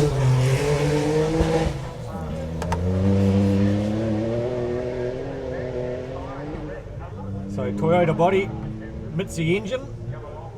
He's been driving this car in club events since, he's been driving Daniel Feck since 12 years old. Competed in club rallies and sprints regularly over the past 15 years, and of course won the Engine Room Sprint Series in the Lower North Island for the past 4 years. And of course Daniel is part of the 4-car team from that Engine Room Rally Sprint Series that have come across the straight down here. Daniel Feck, Father Robin competing as well, and also joining in that class as well as Scott Harland and Gareth McLaughlin in the VR4, which is the engine that's inside this car we're watching. So this car was built by Daniel's dad Robin in 2016 as a modern, better version of his old V8 Imp. Used the same 2.5 V6 turbo engine that was been fitted into this car, and has been pretty competitive amongst two-wheel drives on the right stretches of road. And let's see if we can have a look at Daniel's time. A 1:07.74, and to the hairpin at 41.82. So 1:07.74 for Daniel Feck. As car number 40 comes to the start line, the only Nissan Primera entered in the event for Kerr Aikman of Te Puke.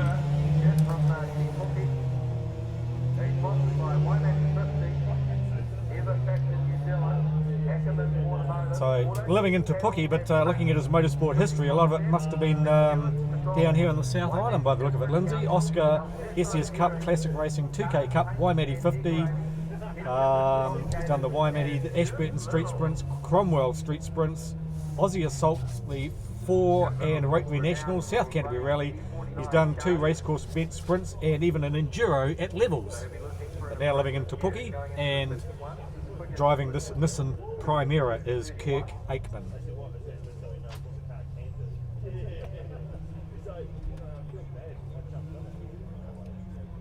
Under his highlights, he says the thrill of driving fast and good results is always a highlight. The low light was brake failure at levels in 2015 in a turbo Commodore that put me into the wall and has left him with 2 compressed disc in his back and ongoing back troubles. Oh, right. That's not very nice, is it? No. So it's almost like the Lola limp. yeah. Kerr Aikman through the finish line, and his time 1:19.37. So 1:19:37 for Kerr Aikman.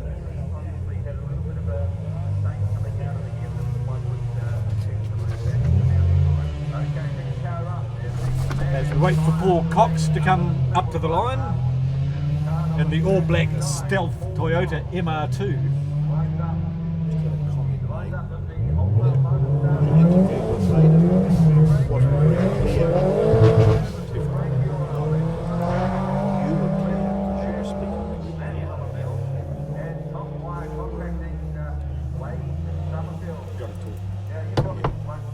So Paul Cox of Rangiora heading up the line in his in his Toyota MR2.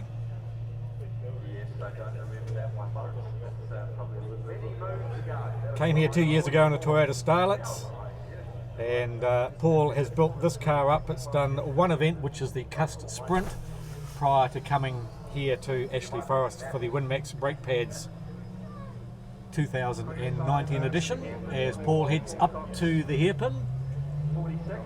45.71. And he chased his best time as a 1:14.93.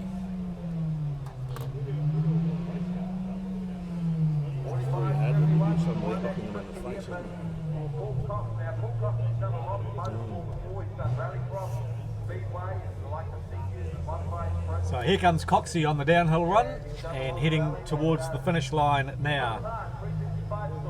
And he'll stop the clock at a 1:14.40. Which is his best time of the weekend, so he'll be presumably happy with that. So they're never fast enough, are they? No.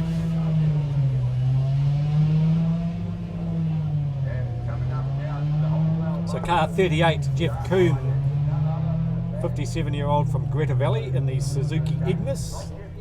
No, we have... No. Gary Hawkes is coming to the start line now, car 37, so not sure whether Jeff Coombe is at this stage, but here comes Gary Hawkes in baby blue. Gary Hawkes is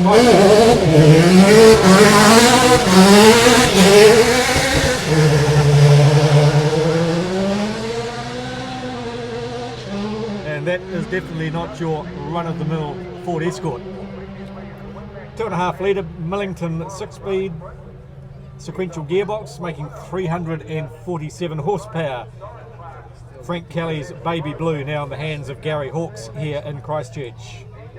He's done this event many times before, made the top 4 in 2013, won the 2-wheel drive historic class in that year as well, and just missed out on the top 8 in 16 and 15. So Gary Hawkes driving Frank Kelly's baby blue as he heads up to the Hella Hairpin, and his split time was 46.53 for Gary Hawkes.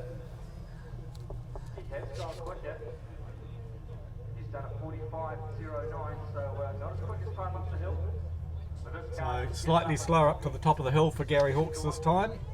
Let's see if he can make anything up on the downhill run to beat his best time of a 1:13.04. No, he did a 1:15.84. 1:15.84, okay. So there we are. The time he lost at the top didn't make up on the downhill run. So just waiting to see who next. So this comes Gavin Reid from Invercargill. The BMW battle, the two big beamers with young Ari Pettigrew versus 42-year-old Gavin Reid.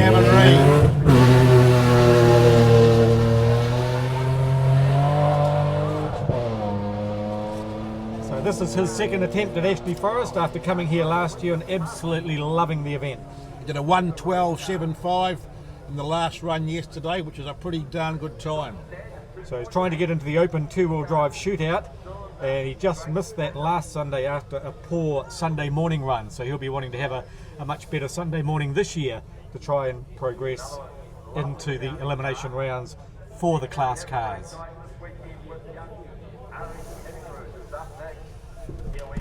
So supported by Window Tint South, the Craft House Studio, the BMW South Recyclers and Choppers Tyres. Probably quite handy having a BMW recycler on your team in this game. Very, very handy, I suggest, actually. This is the car we keep talking about yesterday that he bought outside the Wyndham pub in 2012 as a road-going car with no wedge, no warrant. I guess someone driven it to the pub and didn't try to drive it home. That's the one we were talking about. Yes, $1,200 bought this car. Outside the Wyndham pub. He does a 1:14.42, which was a couple of seconds off what he did yesterday. Wonder if Mr. Robinson was involved in the negotiations being at the Wyndham pub. I asked him that question last night, and his eyes raised, but I couldn't say who it was. I forgot who it was. So, now, and here he is, Ari Pettigrew. Ari had an issue with his car yesterday and wasn't running cleanly in the first of the qualifying rounds. The only good run he got was at the end when he took 3 seconds off his time. But here he is, Ari Pettigrew.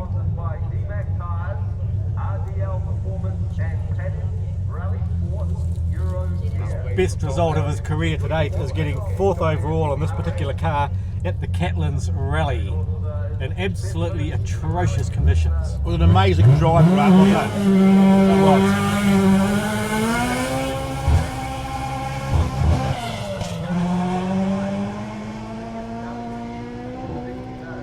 So 1:11.82 was Ari's best time yesterday.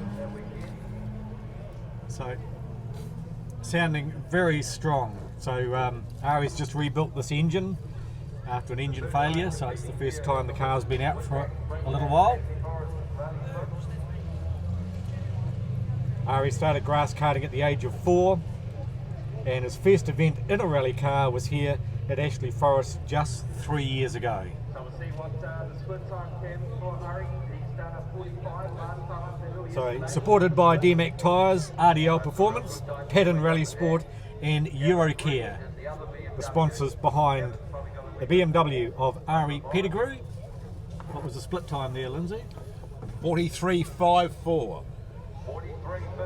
So let's see what Ari can do on the downhill run. Lights ablaze again in the BMW as he comes towards the finish line. A 1:08.87. That's a superb time, Ari Pettigrew. Talking about wringing the neck of the poor old girl.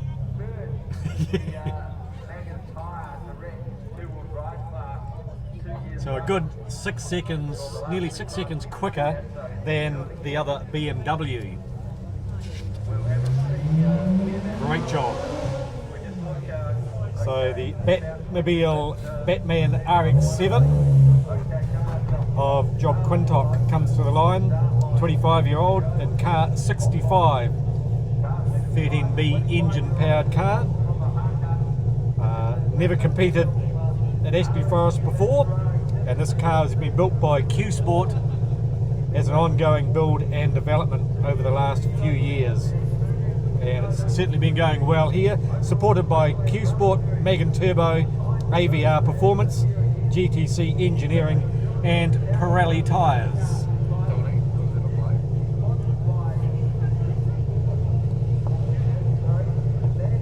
Of course, Job is a winner of the Hayden Paddon Young Drivers Scholarship as well in the past. That was one of his highlights, and also competes at the highest level in New Zealand rallying, the National Championship and a Skoda as well, and has been putting in some great performances in the last few rounds. As you can see, a new Sunday morning innovation here on the MoMac coverage. The drone is up and we've got some drone coverage. This is superb. Well done, MoMac, for getting the drone out and bringing it into our coverage this morning. I wondered why we were flying all of a sudden. Look at it. This is the course, folks, that you can see. This is what the drivers are tackling through the Ashley Forest. Now, I was going to show you the first of the rally sprint roads. Who's flying the drone? Right. Is it MoMac drone? Apparently you don't have permission to fly it. Okay. Quantox through the hairpin in a time of 42.35. And his best time was a 1:10.9 in the last round. So he should be coming down through the Flower Hotel, just down towards the Turbo Tyres finish line. And just watching this. So through the finish line comes Joe Yep, Quantop. it's his best time of the weekend with a 1:08.4. 0.4% quicker than what Ari Pettigrew did it in the 318 BMW.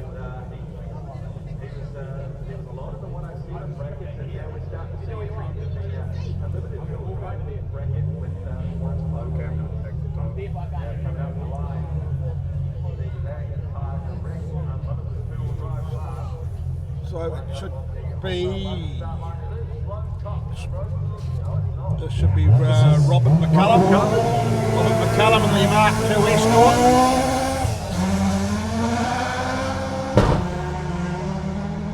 This is a 2.5 litre Escort, a beautifully prepared car driven by a veteran of rally sport in the area, Robert McCullum.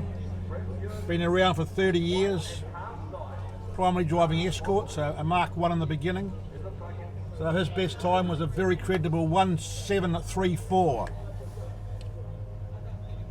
And supporting Robert McCullum is Kennelly Cams, Brent Buist, his wife, and Palmside, Robert McCullum. He's done the sprint on and off since about 1990. His best time was in 2016 when he did a 1:05. So can Robert McCullum get close to his personal best of a 1:05? So 41.48 to the hairpin and a 1:06.4. So he has improved on his best run yesterday. And a 1.5 second improvement will see him smash his best time of a 1:05.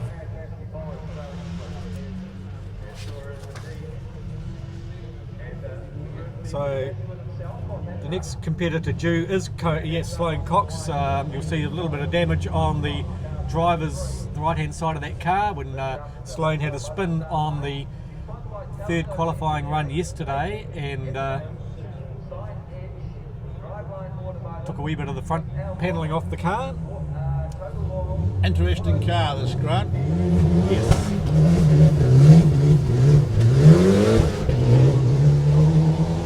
So this car entered in the unlimited two-wheel drive with the driving power going through the front wheels, so the only one in the unlimited class with a front-wheel drive car. Yes. All done because of rallycross in Europe and the academy that he was in last year, where front-wheel drive cars were the order of the day, weren't they? They were. And so converted this car to front-wheel drive for practice and driving experience, and they've left the car that way. And as he explained when we asked why two-wheel drive to the front and not the rear, obviously these cars and the way they're designed with the four-wheel drive system, much more reliable and easier to set it up as a front drive than rear-wheel drive, but it did, of course, was built for purpose to help him with his front drive rallycross experience in Europe last year. And a 45.18 to the top of the hill.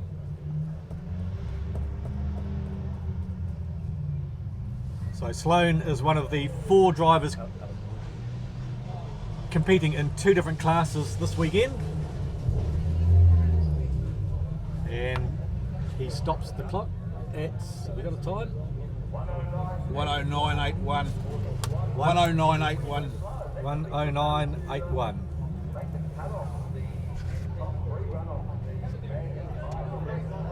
His best time on that car was 1:08.89. The second run yesterday morning. So it looks like he might be in the open two-wheel drive, maybe. But here we go, car number 32 on the line. This is Rob, in fact, father of Daniel. Father and son, of course, sharing this car. Another bit of family competition. Oops. Missed a gear, I think, there.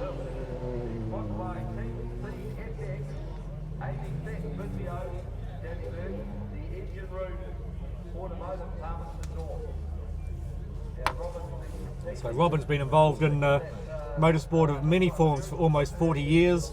Club Sprint Speedway Rally, of course, coming from Dannevirke, a solid member of the Dannevirke Car Club. Entered the 2014 in Daniel's FTO, first time competing in a front drive car. Awesome event. Oh, there we are. So yeah, talking front drive cars.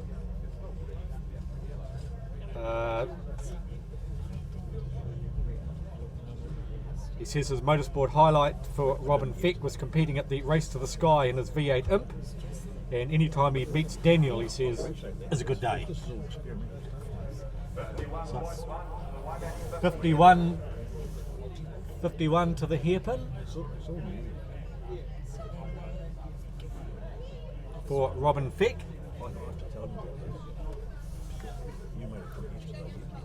As Robin fires the MR2 with the Mitsubishi V6 Turbo down the hill.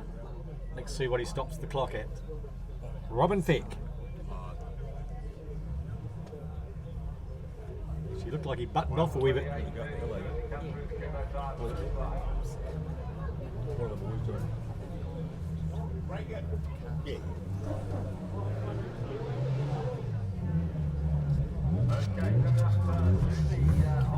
So And here we comes have Curly Hay from Mosgiel. Done a great job over the years as Chris Hay in his MR2 Turbo.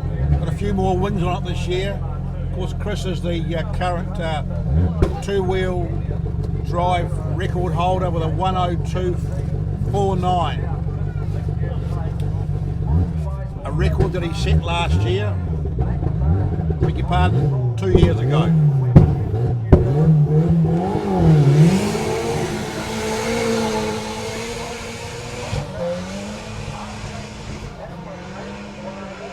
So Chris started competing at the age of 17 and he hasn't finished yet at age 56. He did a 103.52 yesterday, so it's fair to say that he's very close to his own record, which I'm sure he'll want to break this weekend, because as I say, he's put a few more wings on this year, and yeah, he'll want something from that. I think we should call this MR2 an Evo because it was built in 2002 and every year he keeps developing it, so it's an evolution year on year. Right, Chris Hay to the top with a 38.49. Right, that's the first one this morning to go under the 40-second mark to the hairpin. So we are rumours in the background of whether the two-wheel drive record could go on this run. Could it? Can it? 102. 102.41. 102.15 is his record. So 3/100ths of a second off the record. Watch out next time. Indeed.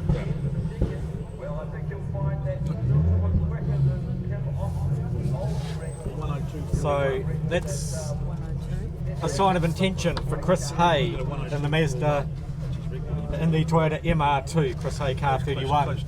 As Sean Haggerty comes up to the start line. Good to see Sean back competing today. Just had one run yesterday, issues with this car, but now back on elimination day, money day as we say. Sean Haggerty.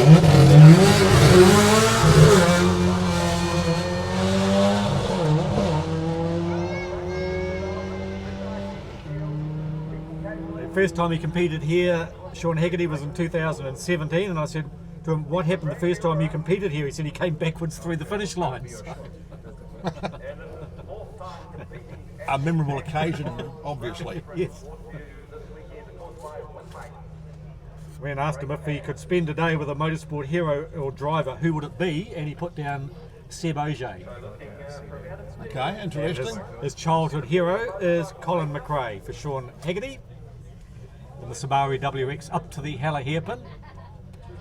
And he's done a 39.92, so another one under the 40 seconds. No dogs.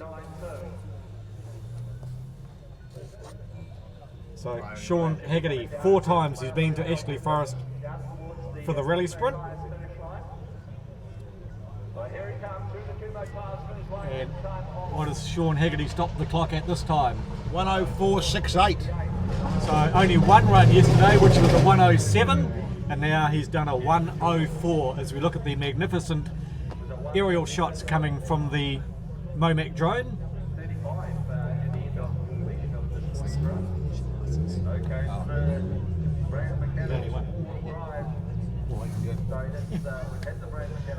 Fantastic shots you can see there looking down onto the pit area, and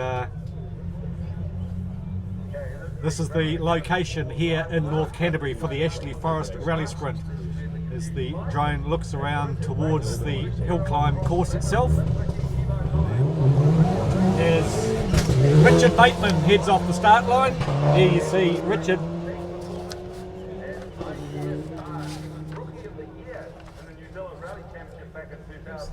in the Mitsubishi Evo 9, started in a starlet many years ago for Richard Bateman and competed for the last 4 years in Mitsubishi's. Chased the national championship, of course, for a few years. He says he's been here a few times now and he's still trying to break the magic minute mark. Can he do it? Richard Bateman from Blenheim in the Mitsubishi Evo 9. And Richard's time pretty good yesterday. He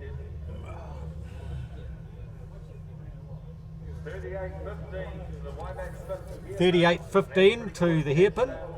what he did yesterday. After he did a 38.54, and he converted that time into a 102.40. So we'll see what he can do. I'd say a 101 possibly. So this car originally came from Northern Ireland, bought a few years ago, still in development for Richard Bateman. And as we watch him coming down through the finish line from the drone shots with MoMac, and stops the clock at, waiting for the time,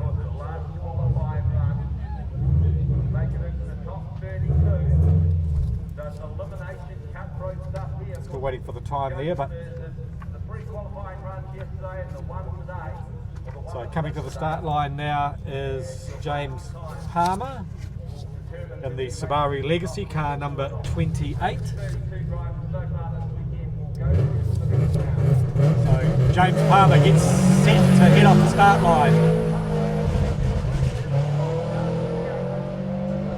And away goes James in the Subaru Legacy 2-litre turbo, 27-year-old from Rangiora, a mechanic for Matt Summerfield.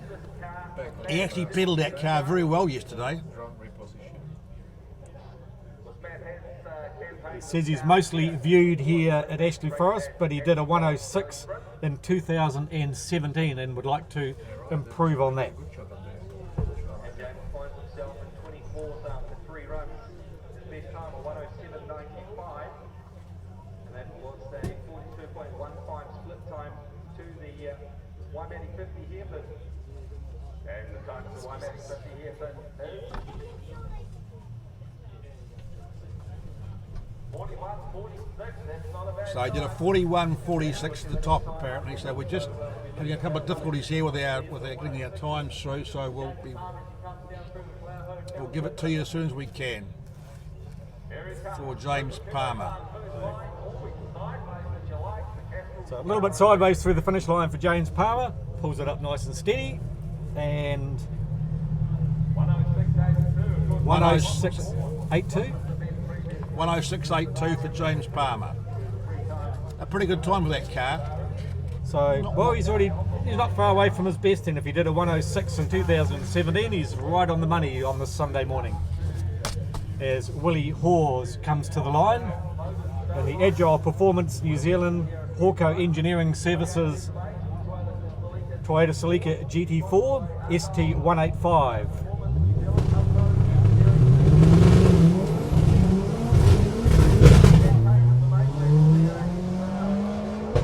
Willie built this car up from a standard road car in 2014 and rallied it ever since. Willie Hawes from Christchurch, 28-year-old,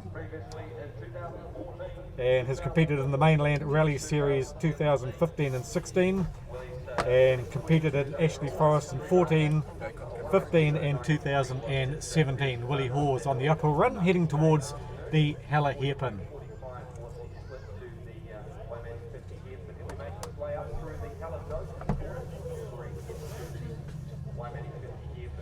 So, at the hairpin, 41.77 to the top. 41.77. His best time was a 107.33. 107.93, I'm sorry.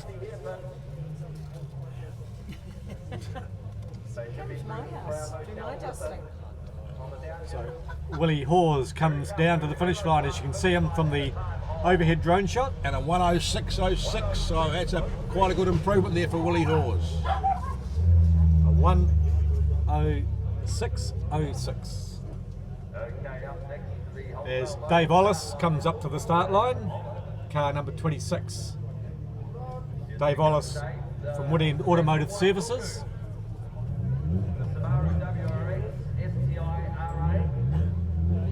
So Dave built this car at Wood End Automotive 4 years ago, and of course in the hands of his son-in-law Garrett Thomas, won the Captain's Rally this year. Dave himself finished second at the Hemner Rally, and says he has a lot of fun and just loves building and developing rally and race cars and seeing them go well. So Wood End Automotive, Dave Ollis from Waikuku.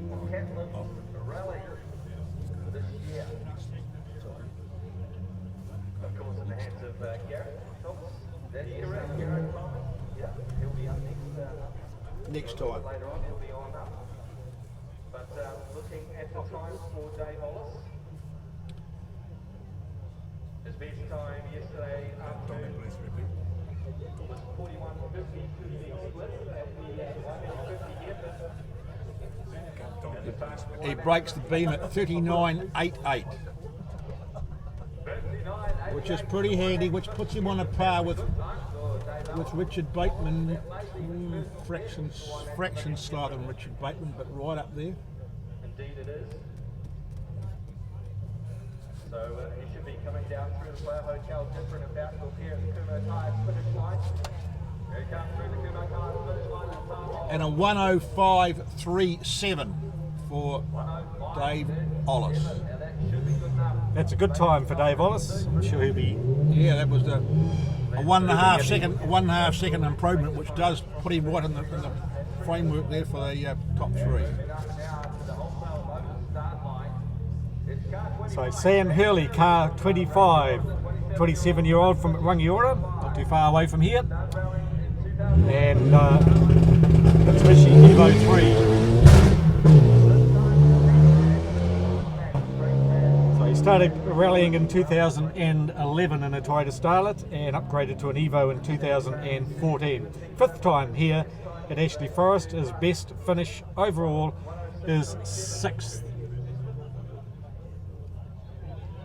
So managed to make it into the top 8 elimination. And of course, following this run, the final qualifying run of the event, then only the top 32 will progress further. And it's your top 32 time from any of the qualifying rounds gets you through. So coming up to the hairpin, he looks going a little slow. I think maybe there's an issue on this car. He's just cruising down. So sad for Sam Hurley. Are we hearing a missed time? So maybe yes, we're seeing a red light on the course, so it is a missed time. So he will have to come down, line up and have another crack. So good for Sam, there's nothing wrong with the car. It was a particularly after us issue. giving glowing references to the old Evos yesterday, and this was an Evo 3. We don't put the wish of doom on them at all. So looking over from the drone shots now, Lindsay, it shows great the uphill downhill course, doesn't it? Gosh, lots of rally events have taken place in these here forests. Oh yes, indeed, and of course, for a lot of the rallies, this area here has been used to start rallies and finish rallies with either going up the downhill part and down the uphill part. In fact, down the uphill part is a favourite. Yes, because they go through a corner, which is called grippers, for reasons which I won't elaborate anymore. And been used a lot. Not so much in recent times because of the housing has shown creep around here, but in years gone by, yeah, this area here particularly has been used a lot. But notwithstanding that, further behind there, which you see, that's used invariably on an annual basis. So Sam Hurley gets another chance to head up the hill. Green light this time for Sam Hurley, 27-year-old from Rangiora in the Mitsubishi Lancer Evo 3. So with the best finish of 6th overall, Sam will be hoping to get into the top 8 eliminations again this year, I would imagine. So the time is certainly on this time. A good tidy run for Sam Hurley as he heads to the Hella Hairpin. And let's get the split.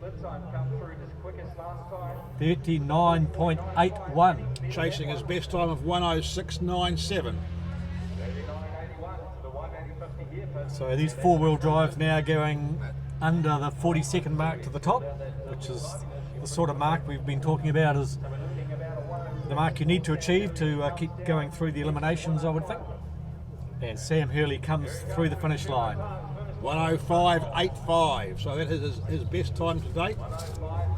And he's half a second off Dave Ollis's time.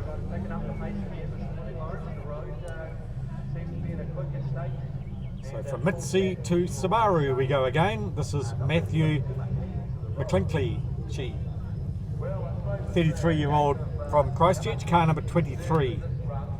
A rally spec Impressor with a 2.5 litre restricted turbo engine.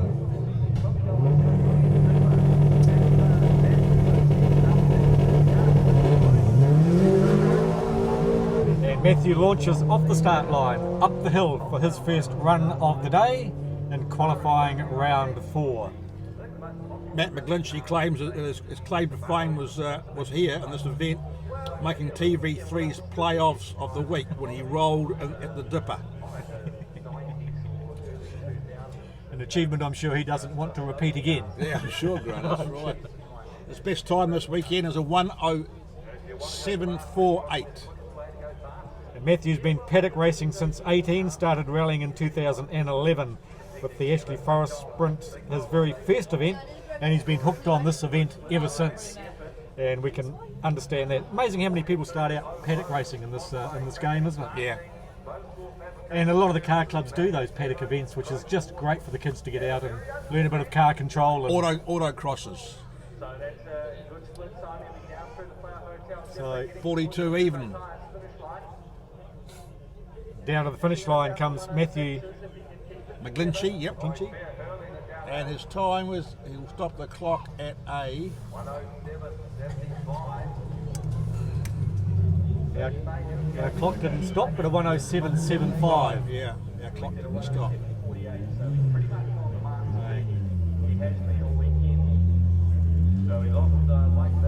I'm pleased the only Wi-Fi device we're having trouble with is the laptop for the timing today anyway. It's our least of our worries. Indeed. So next we have ex-touring car racer Michael Tom and another of the good old trusty Evo 3s, Mitsubishi Evos, one of the earlier models. And you see the names on the side, Tom and Mel.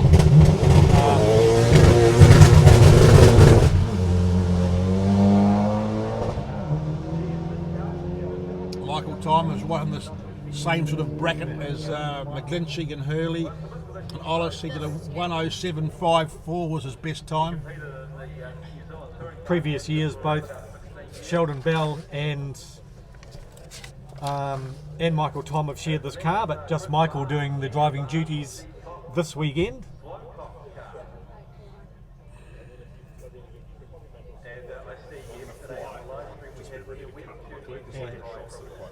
And he's up to the hairpin in a 40.48.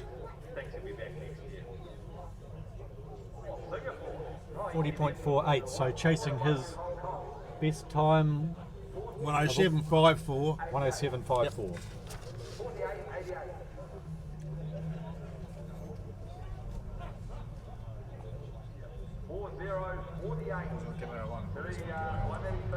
106.09. So he is he's gone under his best time from yesterday.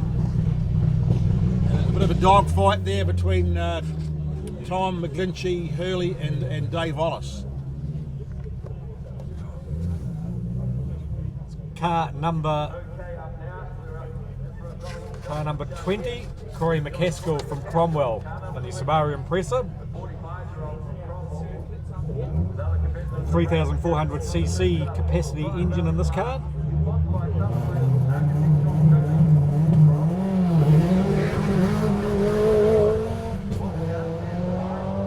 Corey is supported by Southern Lake Architectural Coatings, Cromwell Collision Repairs, Jolly's Earthworks in Wanaka, and 5 Stags in Cromwell. This car built by Glenn Rosser, then Matt Jensen, and Corey's owned it since 2014. So his Ashley Forest history: 2016 finished in 18th, 2017 first in the pre-96 four-wheel drives in 29th place, and last year finished in 16th place, right on the edge of the top 16 cut. So around the 41.54 for Corey to the hairpin.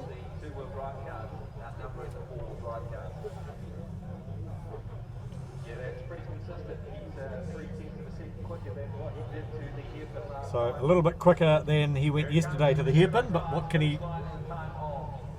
cross the finish line in? 107.24 for Corey McCaskill.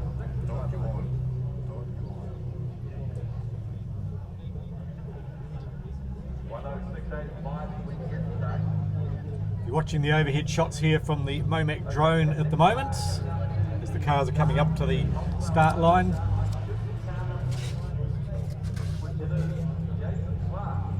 Trust you're enjoying the live streaming coverage wherever you're watching the coverage around New Zealand and around the world today. Welcome into the coverage. Of course, brought to you by Winmax brake pads and the Lincoln Group.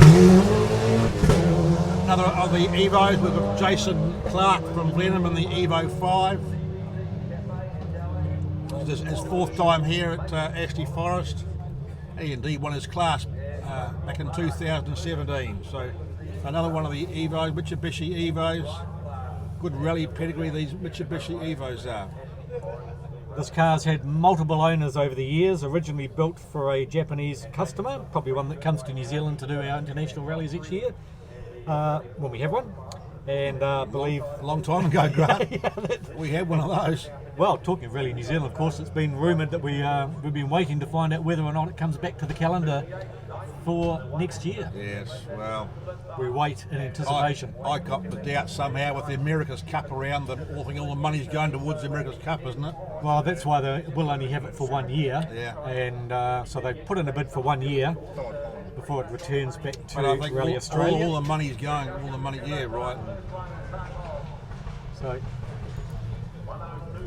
all good time, 102.17 from Jason Clark, 102.17. But I must say, I did have a text from someone over in Europe with the ear to the ground that said they were quite confident that Rally New Zealand in the next few days is going to be announced on the calendar. Well, from what I understand, last time we almost had it, was that we had to put up a guarantor, and the government were asked just to not put the money up, but just to guarantee the outcome. That fell over, and they refused to do so. Well, I think that's been sorted this time. Yeah, with a private backer, which I find absolutely astonishing. That all of money can go to the America's Cup. There's something wrong here, Grant. I can't work it out as to why. It's a great event, but is it that good? Hey. It's not my position to comment, but I am. Yeah. So Garrett Thomas is on the course now from Kerr, age 31, current mainland rally champion for this year in this beautifully prepared Subaru WRX, built and developed by Dave Ollis at Wood End Automotive.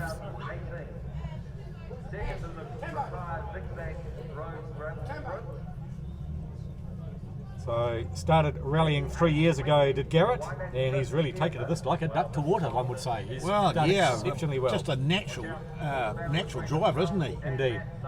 Yeah. And it is a sport, the rally sport game, that really age isn't a barrier, is it? We often say in the circuit racing that they need to be young, but here we are. Garrett started in his 20s and is already mainland rally champion as Garrett comes across the finish line.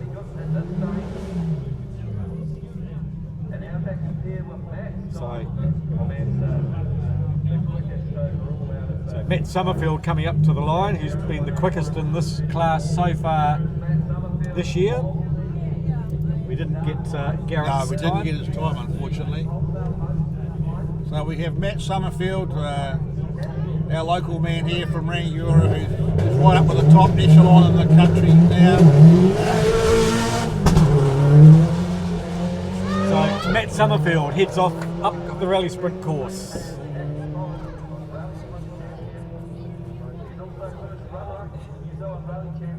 Of course, Matt's done the apprenticeship through the years, started in a Starlet, then went to the diesel-powered Skoda. That's right.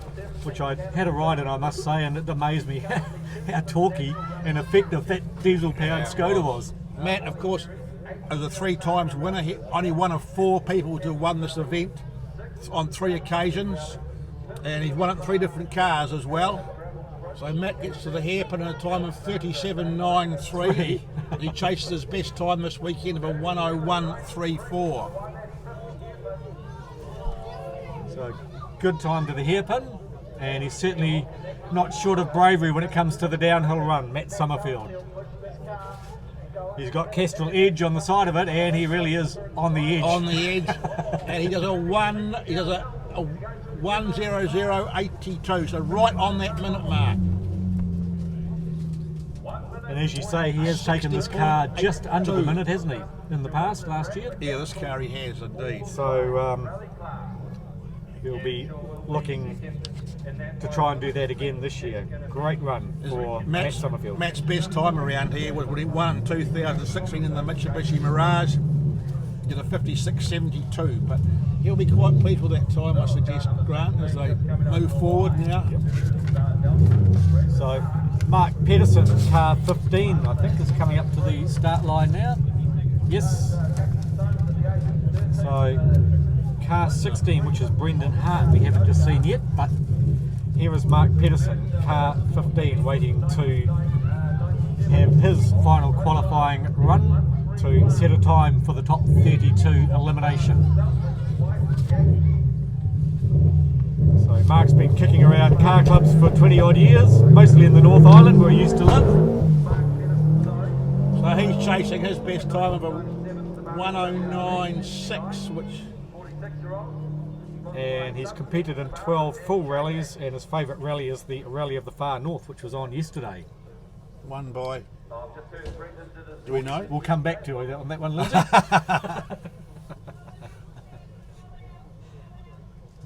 You'll go to Chris Sport, will you? How'd you guess? Well, we do it a bit of stuff on it. So heading up to the Hella hairpin for Mark Pedersen. And he breaks the beam at a 41.87 to the top.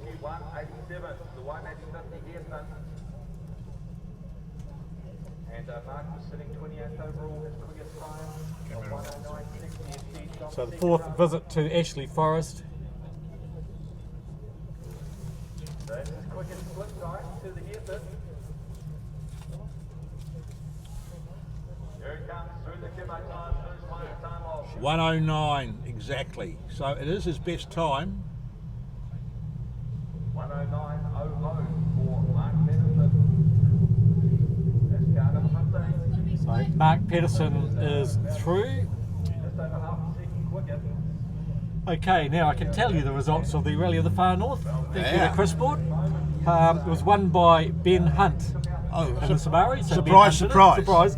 By 1 minute and 18.7 seconds to Kingsley Jones in the Skoda. with Phil Campbell a further 8.9 seconds behind in third place.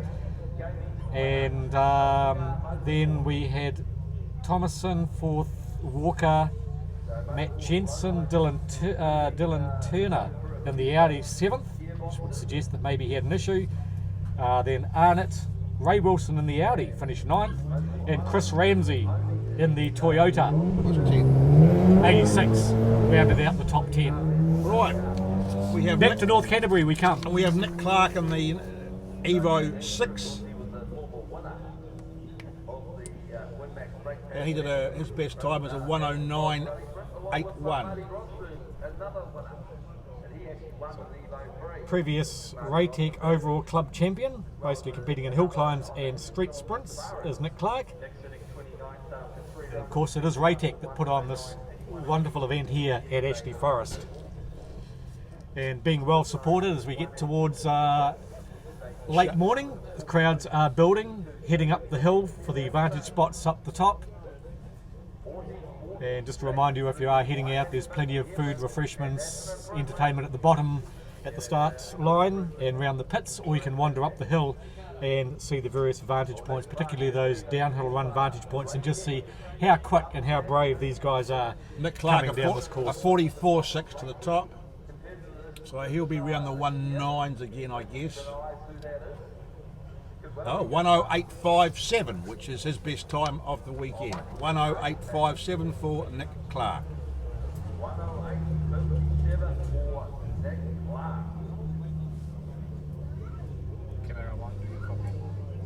So car 13 should be our next competitor. This is Luke McLennan from Ashburton in a Mitsubishi Lancer Evo 3.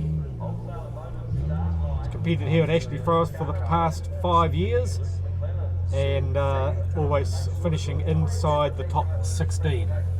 Which is a pretty good result when you consider that it's an Evo 3, which I've been waxing compliments about all weekend. But these cars are just wonderful old examples, aren't they? And I guess it's always heartwarming for these guys with just your standard rally cars that haven't done anything super special to them to come here to end up amongst some of the specials and to get into the top 16 is a great effort. These cars are brilliant cars. They are purpose built really. They were built for rallying in mind, the Evos, and they certainly are great performers and have lasted a long time. So heading up towards the Hella hairpin comes Luke McLennan from Ashburton.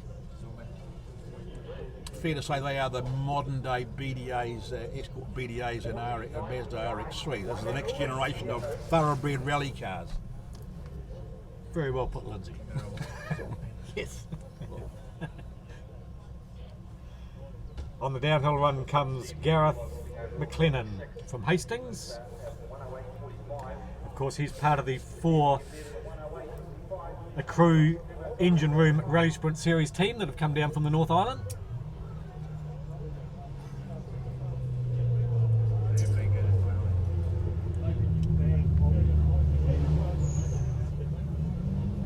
No, we haven't had time. We're just waiting for a time to come to us.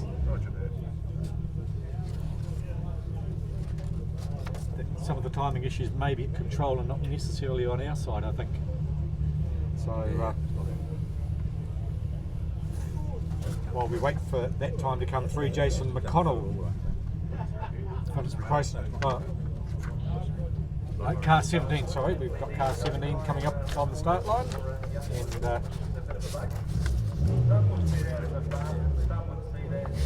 no. Oh, it does. Right. Dear old VR4. So again, it was a VR4. We haven't still waiting for the time on Luke McLennan. Yeah, we are. So I guess they're just holding up.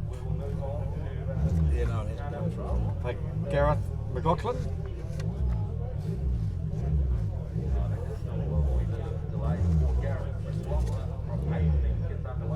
So Gareth, of course, as we mentioned, is part of the Engine Room Sprint Series team and come down from the North Island. And just the officials waiting for the OK to send Gareth on his way.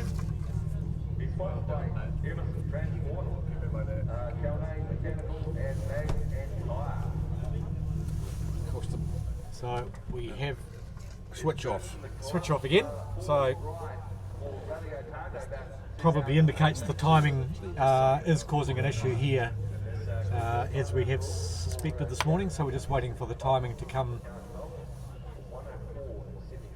back online. Modern electronic timing, complete with the odd glitch here and there. Probably doesn't happen when you have a stopwatch and a finger. Lindsay, is the way they used to time everything in the past. Yeah, I do. Oh, we're fired up again.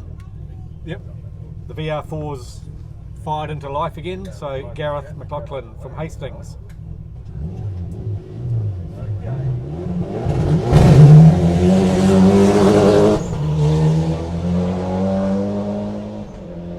It was a great launch from Gareth, getting the VR4 off the line. Of course, Gareth supported by Emerson Transport, Cullinan Mechanical and Magan Tyre.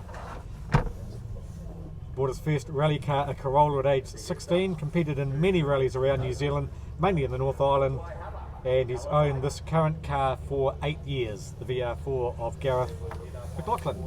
And we love it, from and we Hastings. love it, don't we? Indeed. As the forerunner to the Evos, and as we were talking yesterday and reminding ourselves, noted cars in New Zealand were ones of Maury Chandler and Lewis Scott. Yes. Yep.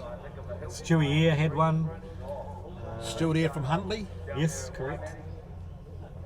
He was known for RX-7s too, wasn't he, Stuart Eyre? Yes, indeed. Yeah. And of course Wayne Muckle down here in Ashburton, he had a VR4. I think he won the Canterbury Rally in a VR4.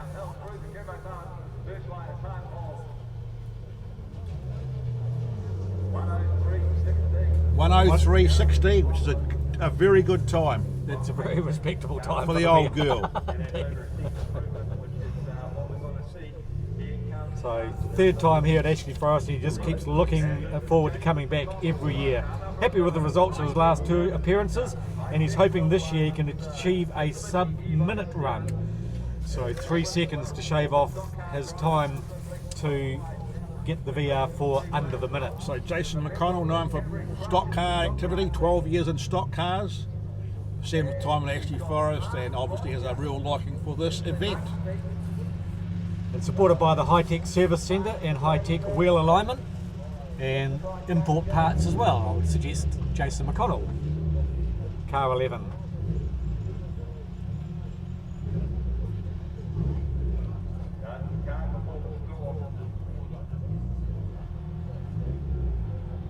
So still an overcast morning here in Canterbury. That sun hasn't broken through as predicted yesterday, but it's keeping the sun down, and certainly we won't have... Looking try and clear, but not the sun rays of yesterday. So we'll have no sun strike problems this afternoon, I don't think.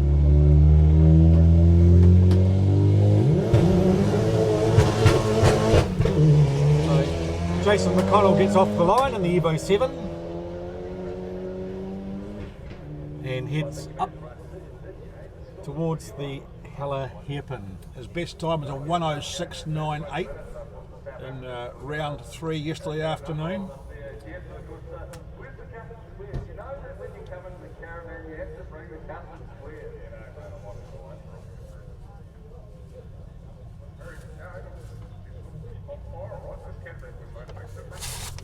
Wait for Jason McConnell to come up to the Hella Hairpin. And a 40.56 to the top. 40.56 for Jason McConnell.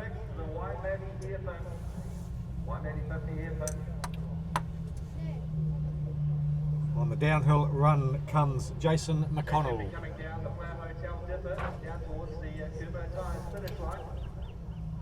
So waiting for Jason to hit the finish line, and a 103.6. Oh, 106. Oh, hang on. 106. No, we didn't get it. Didn't get it. 106.98.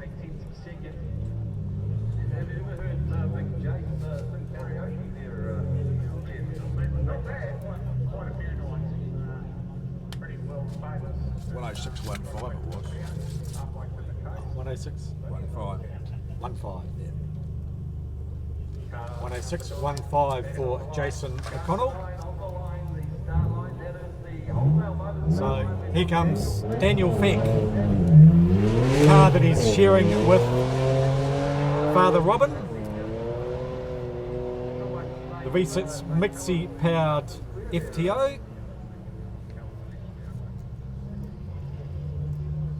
Well, Daniel Beck, he won every round of the engine room sprint series this year and set a number of records. So Daniel finished second in two-wheel drive Ashley Forest 2014 as one of the highlights he's recorded. So he's entered since 2014. A bit surprised by how steep the course was, he said, and the car was a little bit underpowered. Nearly had luck fall my way in the two-wheel drive run, missing out on winning by 0.2 of a second in 2014. So the excitement, this course just keeps bringing them back, and Daniel Feck has made the trip from Dennyberg down here with the Mitsubishi FTO.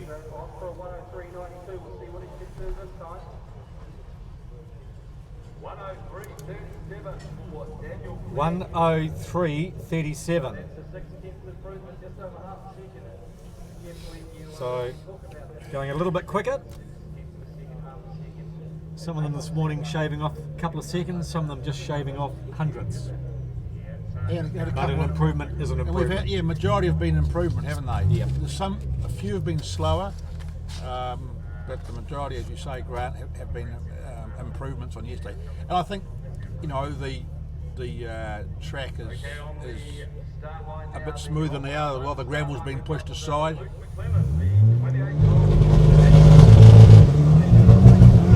we have Luke McLennan on the start line now. Luke McLennan from Ashburton in the Evo 3. It's his 5th time here at Ashley Forest.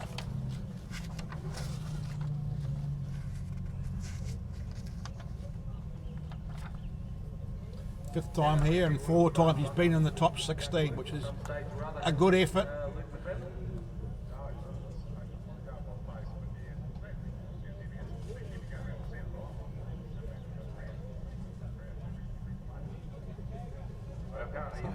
Up to the Hella hairpin comes Luke McLennan.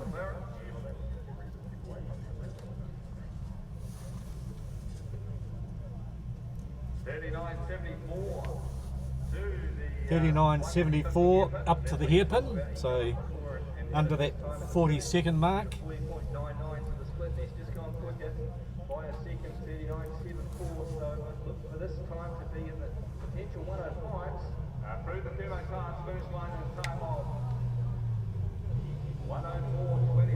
$104.21 for Luke, so that's a personal best time we hear for him. So good efforts. And Sunday is the day when you want to be doing your personal best, because this is elimination day. So Rightio. just 10 more cars to go, maybe 8 more cars to go. This is car 8 for Graham Bajering. Graham Bajering.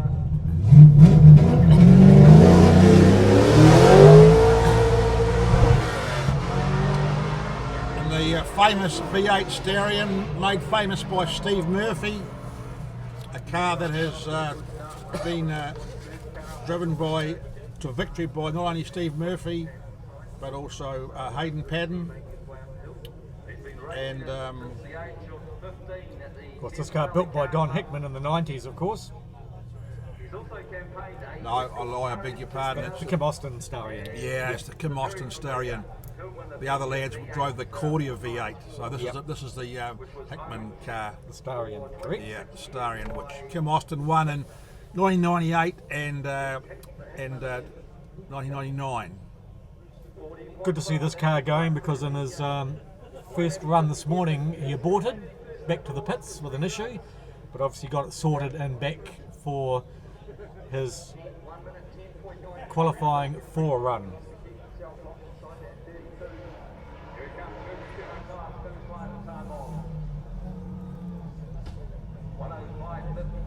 (105.53) for Graham Begiering in qualifying round 4. And if, Steve Murphy, Steve, if you're listening into our live streaming coverage this morning, a very good morning to you from all the team. I know how sadly you'll be missing being down here at Ashley Forest. It's almost part of life for Steve Murphy. We miss your smiling face, Steve. And get well soon. Look forward to seeing you soon. Give us a thumbs up if you're watching us. So Mike Wellington from Dunedin comes to the line in the ex-Hayden Paddon Mitsubishi Lancer Evo 8.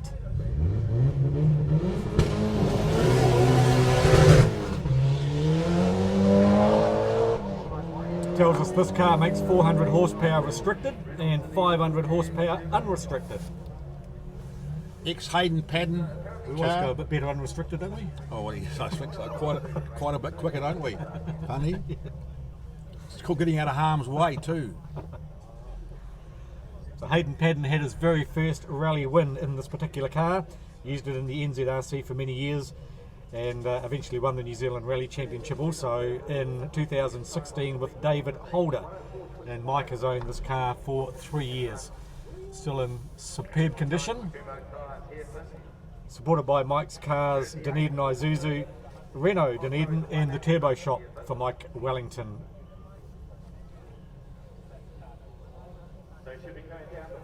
So the downhill run now for Mike Wellington to the finish line. And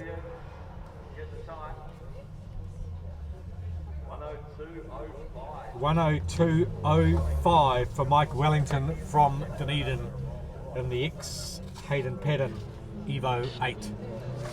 Still in the wonderful Paddon green team. Yeah, I was going to comment on that. There's very few Evos that are green, so it's easy to pick out this car. Here we have an old friend of ours, Trevor Crowe, who won the event in 1985 in his racing Oscar Starlet V8. Trevor Crowe really misses this event, loves it. Yeah, was saying here this morning, yeah, maybe not as sharp as he was, which he's not happy about.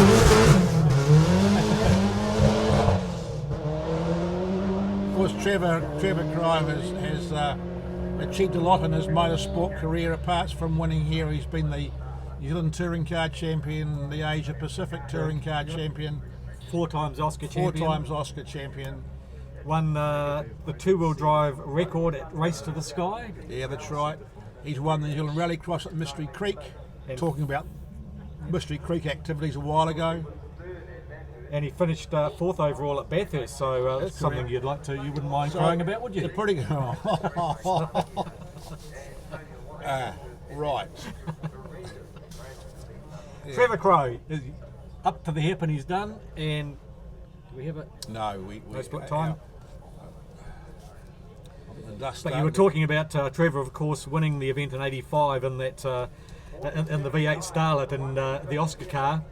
And he said they did little to change it really, swapped out the fuel injection for a 4-barrel carb, made it a bit more drivable, raised the suspension, smaller flares, and that was about it. But the dry sump tank got a bit ruined by the gravel rash, he says. Trevor Crowe, this time in the Subaru Impreza, the ex-Crow Sport loan car. We missed his time, unfortunately. As you mentioned, just a few little timing issues here this morning.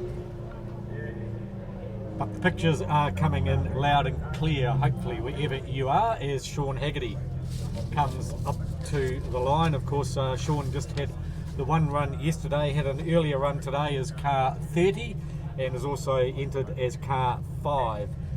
So dual entry, one of the 4 drivers on dual driving duties here this weekend.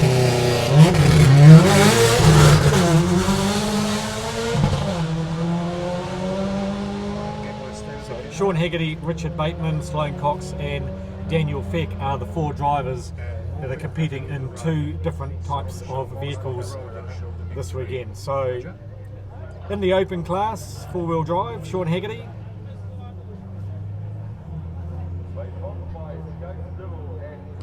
So 5th overall here last year. And when I asked him what your hobbies are away from motorsport, he says hard work and bike riding. I thought bike riding is hard work. Probably the same thing. The same thing. And if he could drive any motorsport car in the world, what would it be? And he said he'd want to have a crack at an F1 car. You got to aim for the top, don't you? Indeed. We'll take a quick flight to Singapore if he wants to get onto that.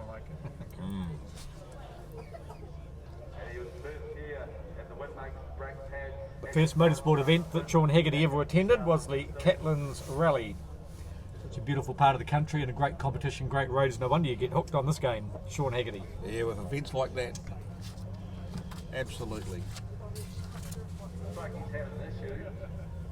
Oh, he is going slow down through the line here, so maybe those issues that okay, so maybe another missed time one. So he's back to the start line. Well, so glad that it's not an issue with the car and it's just an issue with the timing. We've got, had this for a while, so we've got problems here with our own recordings and official timing is not working that well, so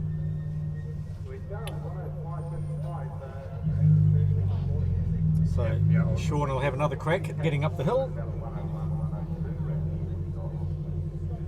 As you mentioned, just one run for Sean yesterday before car issues, and then he finished the 3rd qualifying run this morning and back in for the 4th qualifying run now to set a time, as all the drivers are, to try and make the top 32 elimination round.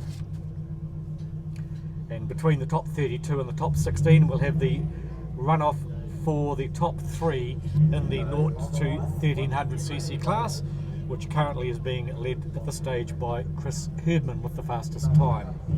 But of course all times don't count, it's reset when they get into the elimination rounds. Sean Haggerty on the start line, waiting for the officials to tell him it's time to go. I recall an incident a few years ago, and it did involve Barry Robinson, who we were talking about yesterday, where this happened to him.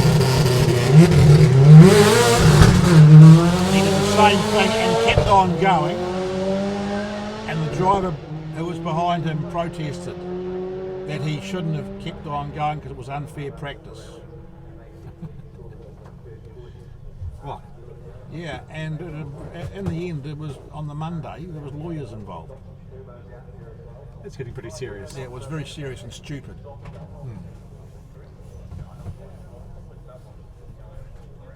So Sean Haggerty with the big Scottish flag on the top of the Subaru Impreza. Yeah, I noticed that. And on the window at the side. So our timing devices have been taken away while they try and fix them. Stick another battery in it. If it was only that easy. Things are a bit more sophisticated now, aren't they, Grant?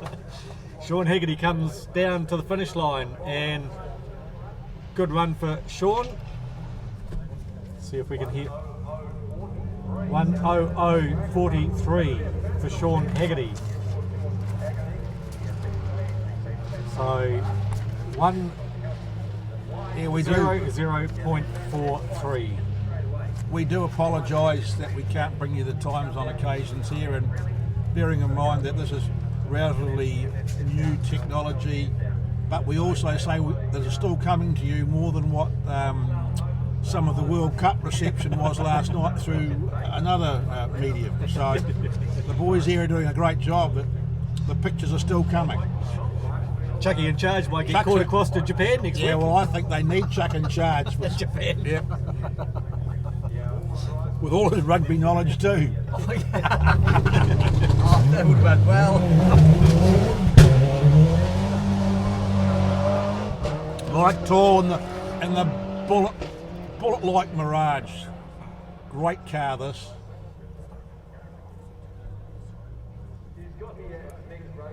So 2,300cc in this Mitsubishi Mirage. And he pedals this car so well. Does Mike Toole.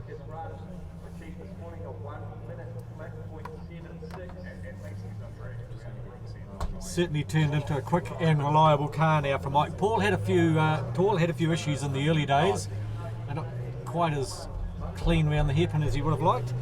Mike Toole has certainly got this car sorted now, but like all cars and developing, particularly hybrid type cars, but this always car issues. But this car stands up tall though now.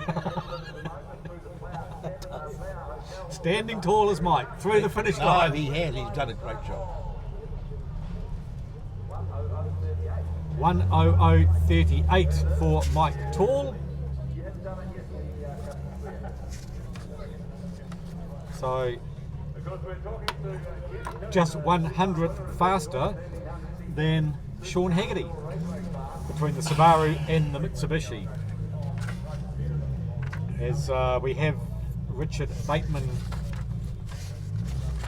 coming back to the line. So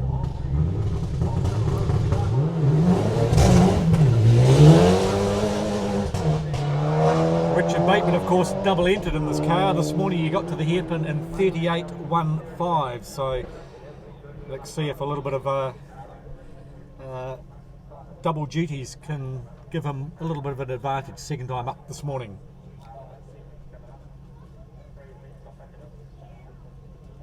So still trying to break the minute barrier. It's Richard Bateman's mission. And these boys getting pretty close. Sean Haggerty with 0.43 off breaking the minute. And then we had, of course, not Mike Wellington, sorry, 38.15 into the top for Richard Bateman, who was a driver certainly capable of going under the minute. Yeah, and Mike Toole, of course, 300ths over the magic minute mark as well. So they're all knocking on the door of a sub-minute time here at the Winmax brake pads, Ashley Forest Rally Sprint.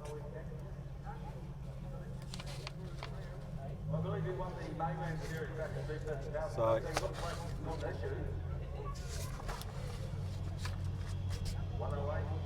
yeah, 108.61. Yeah, he had an issue, all right.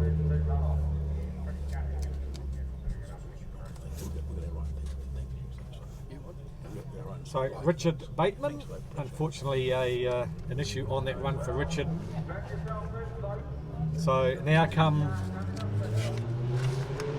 two heavyweights at the front of the field. Yep, Hayden Paddon against Sloane Cox. The boys, and they are only boys by outstanding, but man alive. So as you heard Hayden say earlier, of course the engine they intended to run in this car to try and smash the record failed, so they've got another engine in this car with a bigger turbo, so that's making the competition extremely close between Sloane Cox and Hayden Paddon.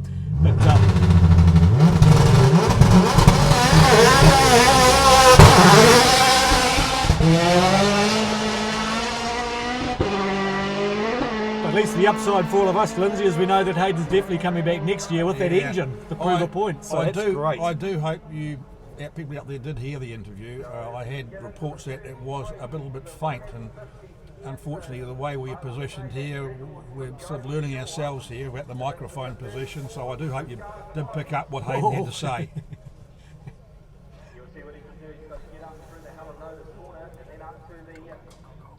Nicely round the hairpin for Hayden Paddon in the Hyundai 120 i20. 33.47 to the top. 33.47.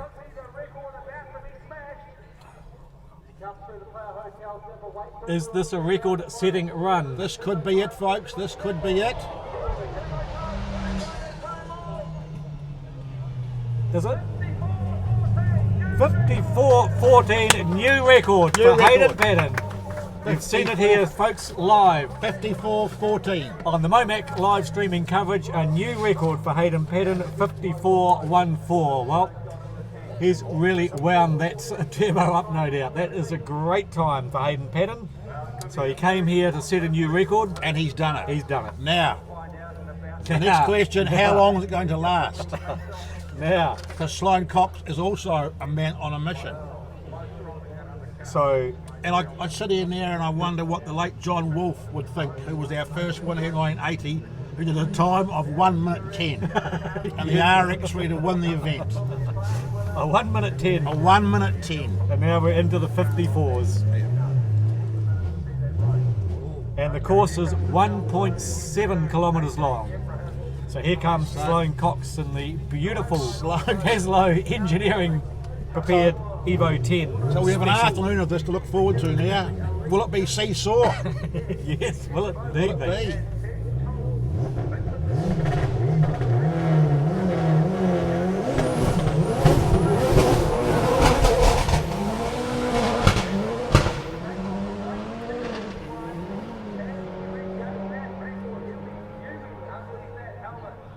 So the latest upgrades on the car this year for Sloane, of course, the new aero, and also spending time developing the suspension to improve the handling of this car for Sloane Cox. So Sloane's record has just fallen. Can he retake Sloane it back? A bit loose there, going up the hill there. Yeah, he's a bit behind Hayden. I think he was just 34.15. he was Hayden did a 33.47. he was a bit loose on the way up, which has cost him. So more than half a second he needs to make, and he is flying down the hill. Oh!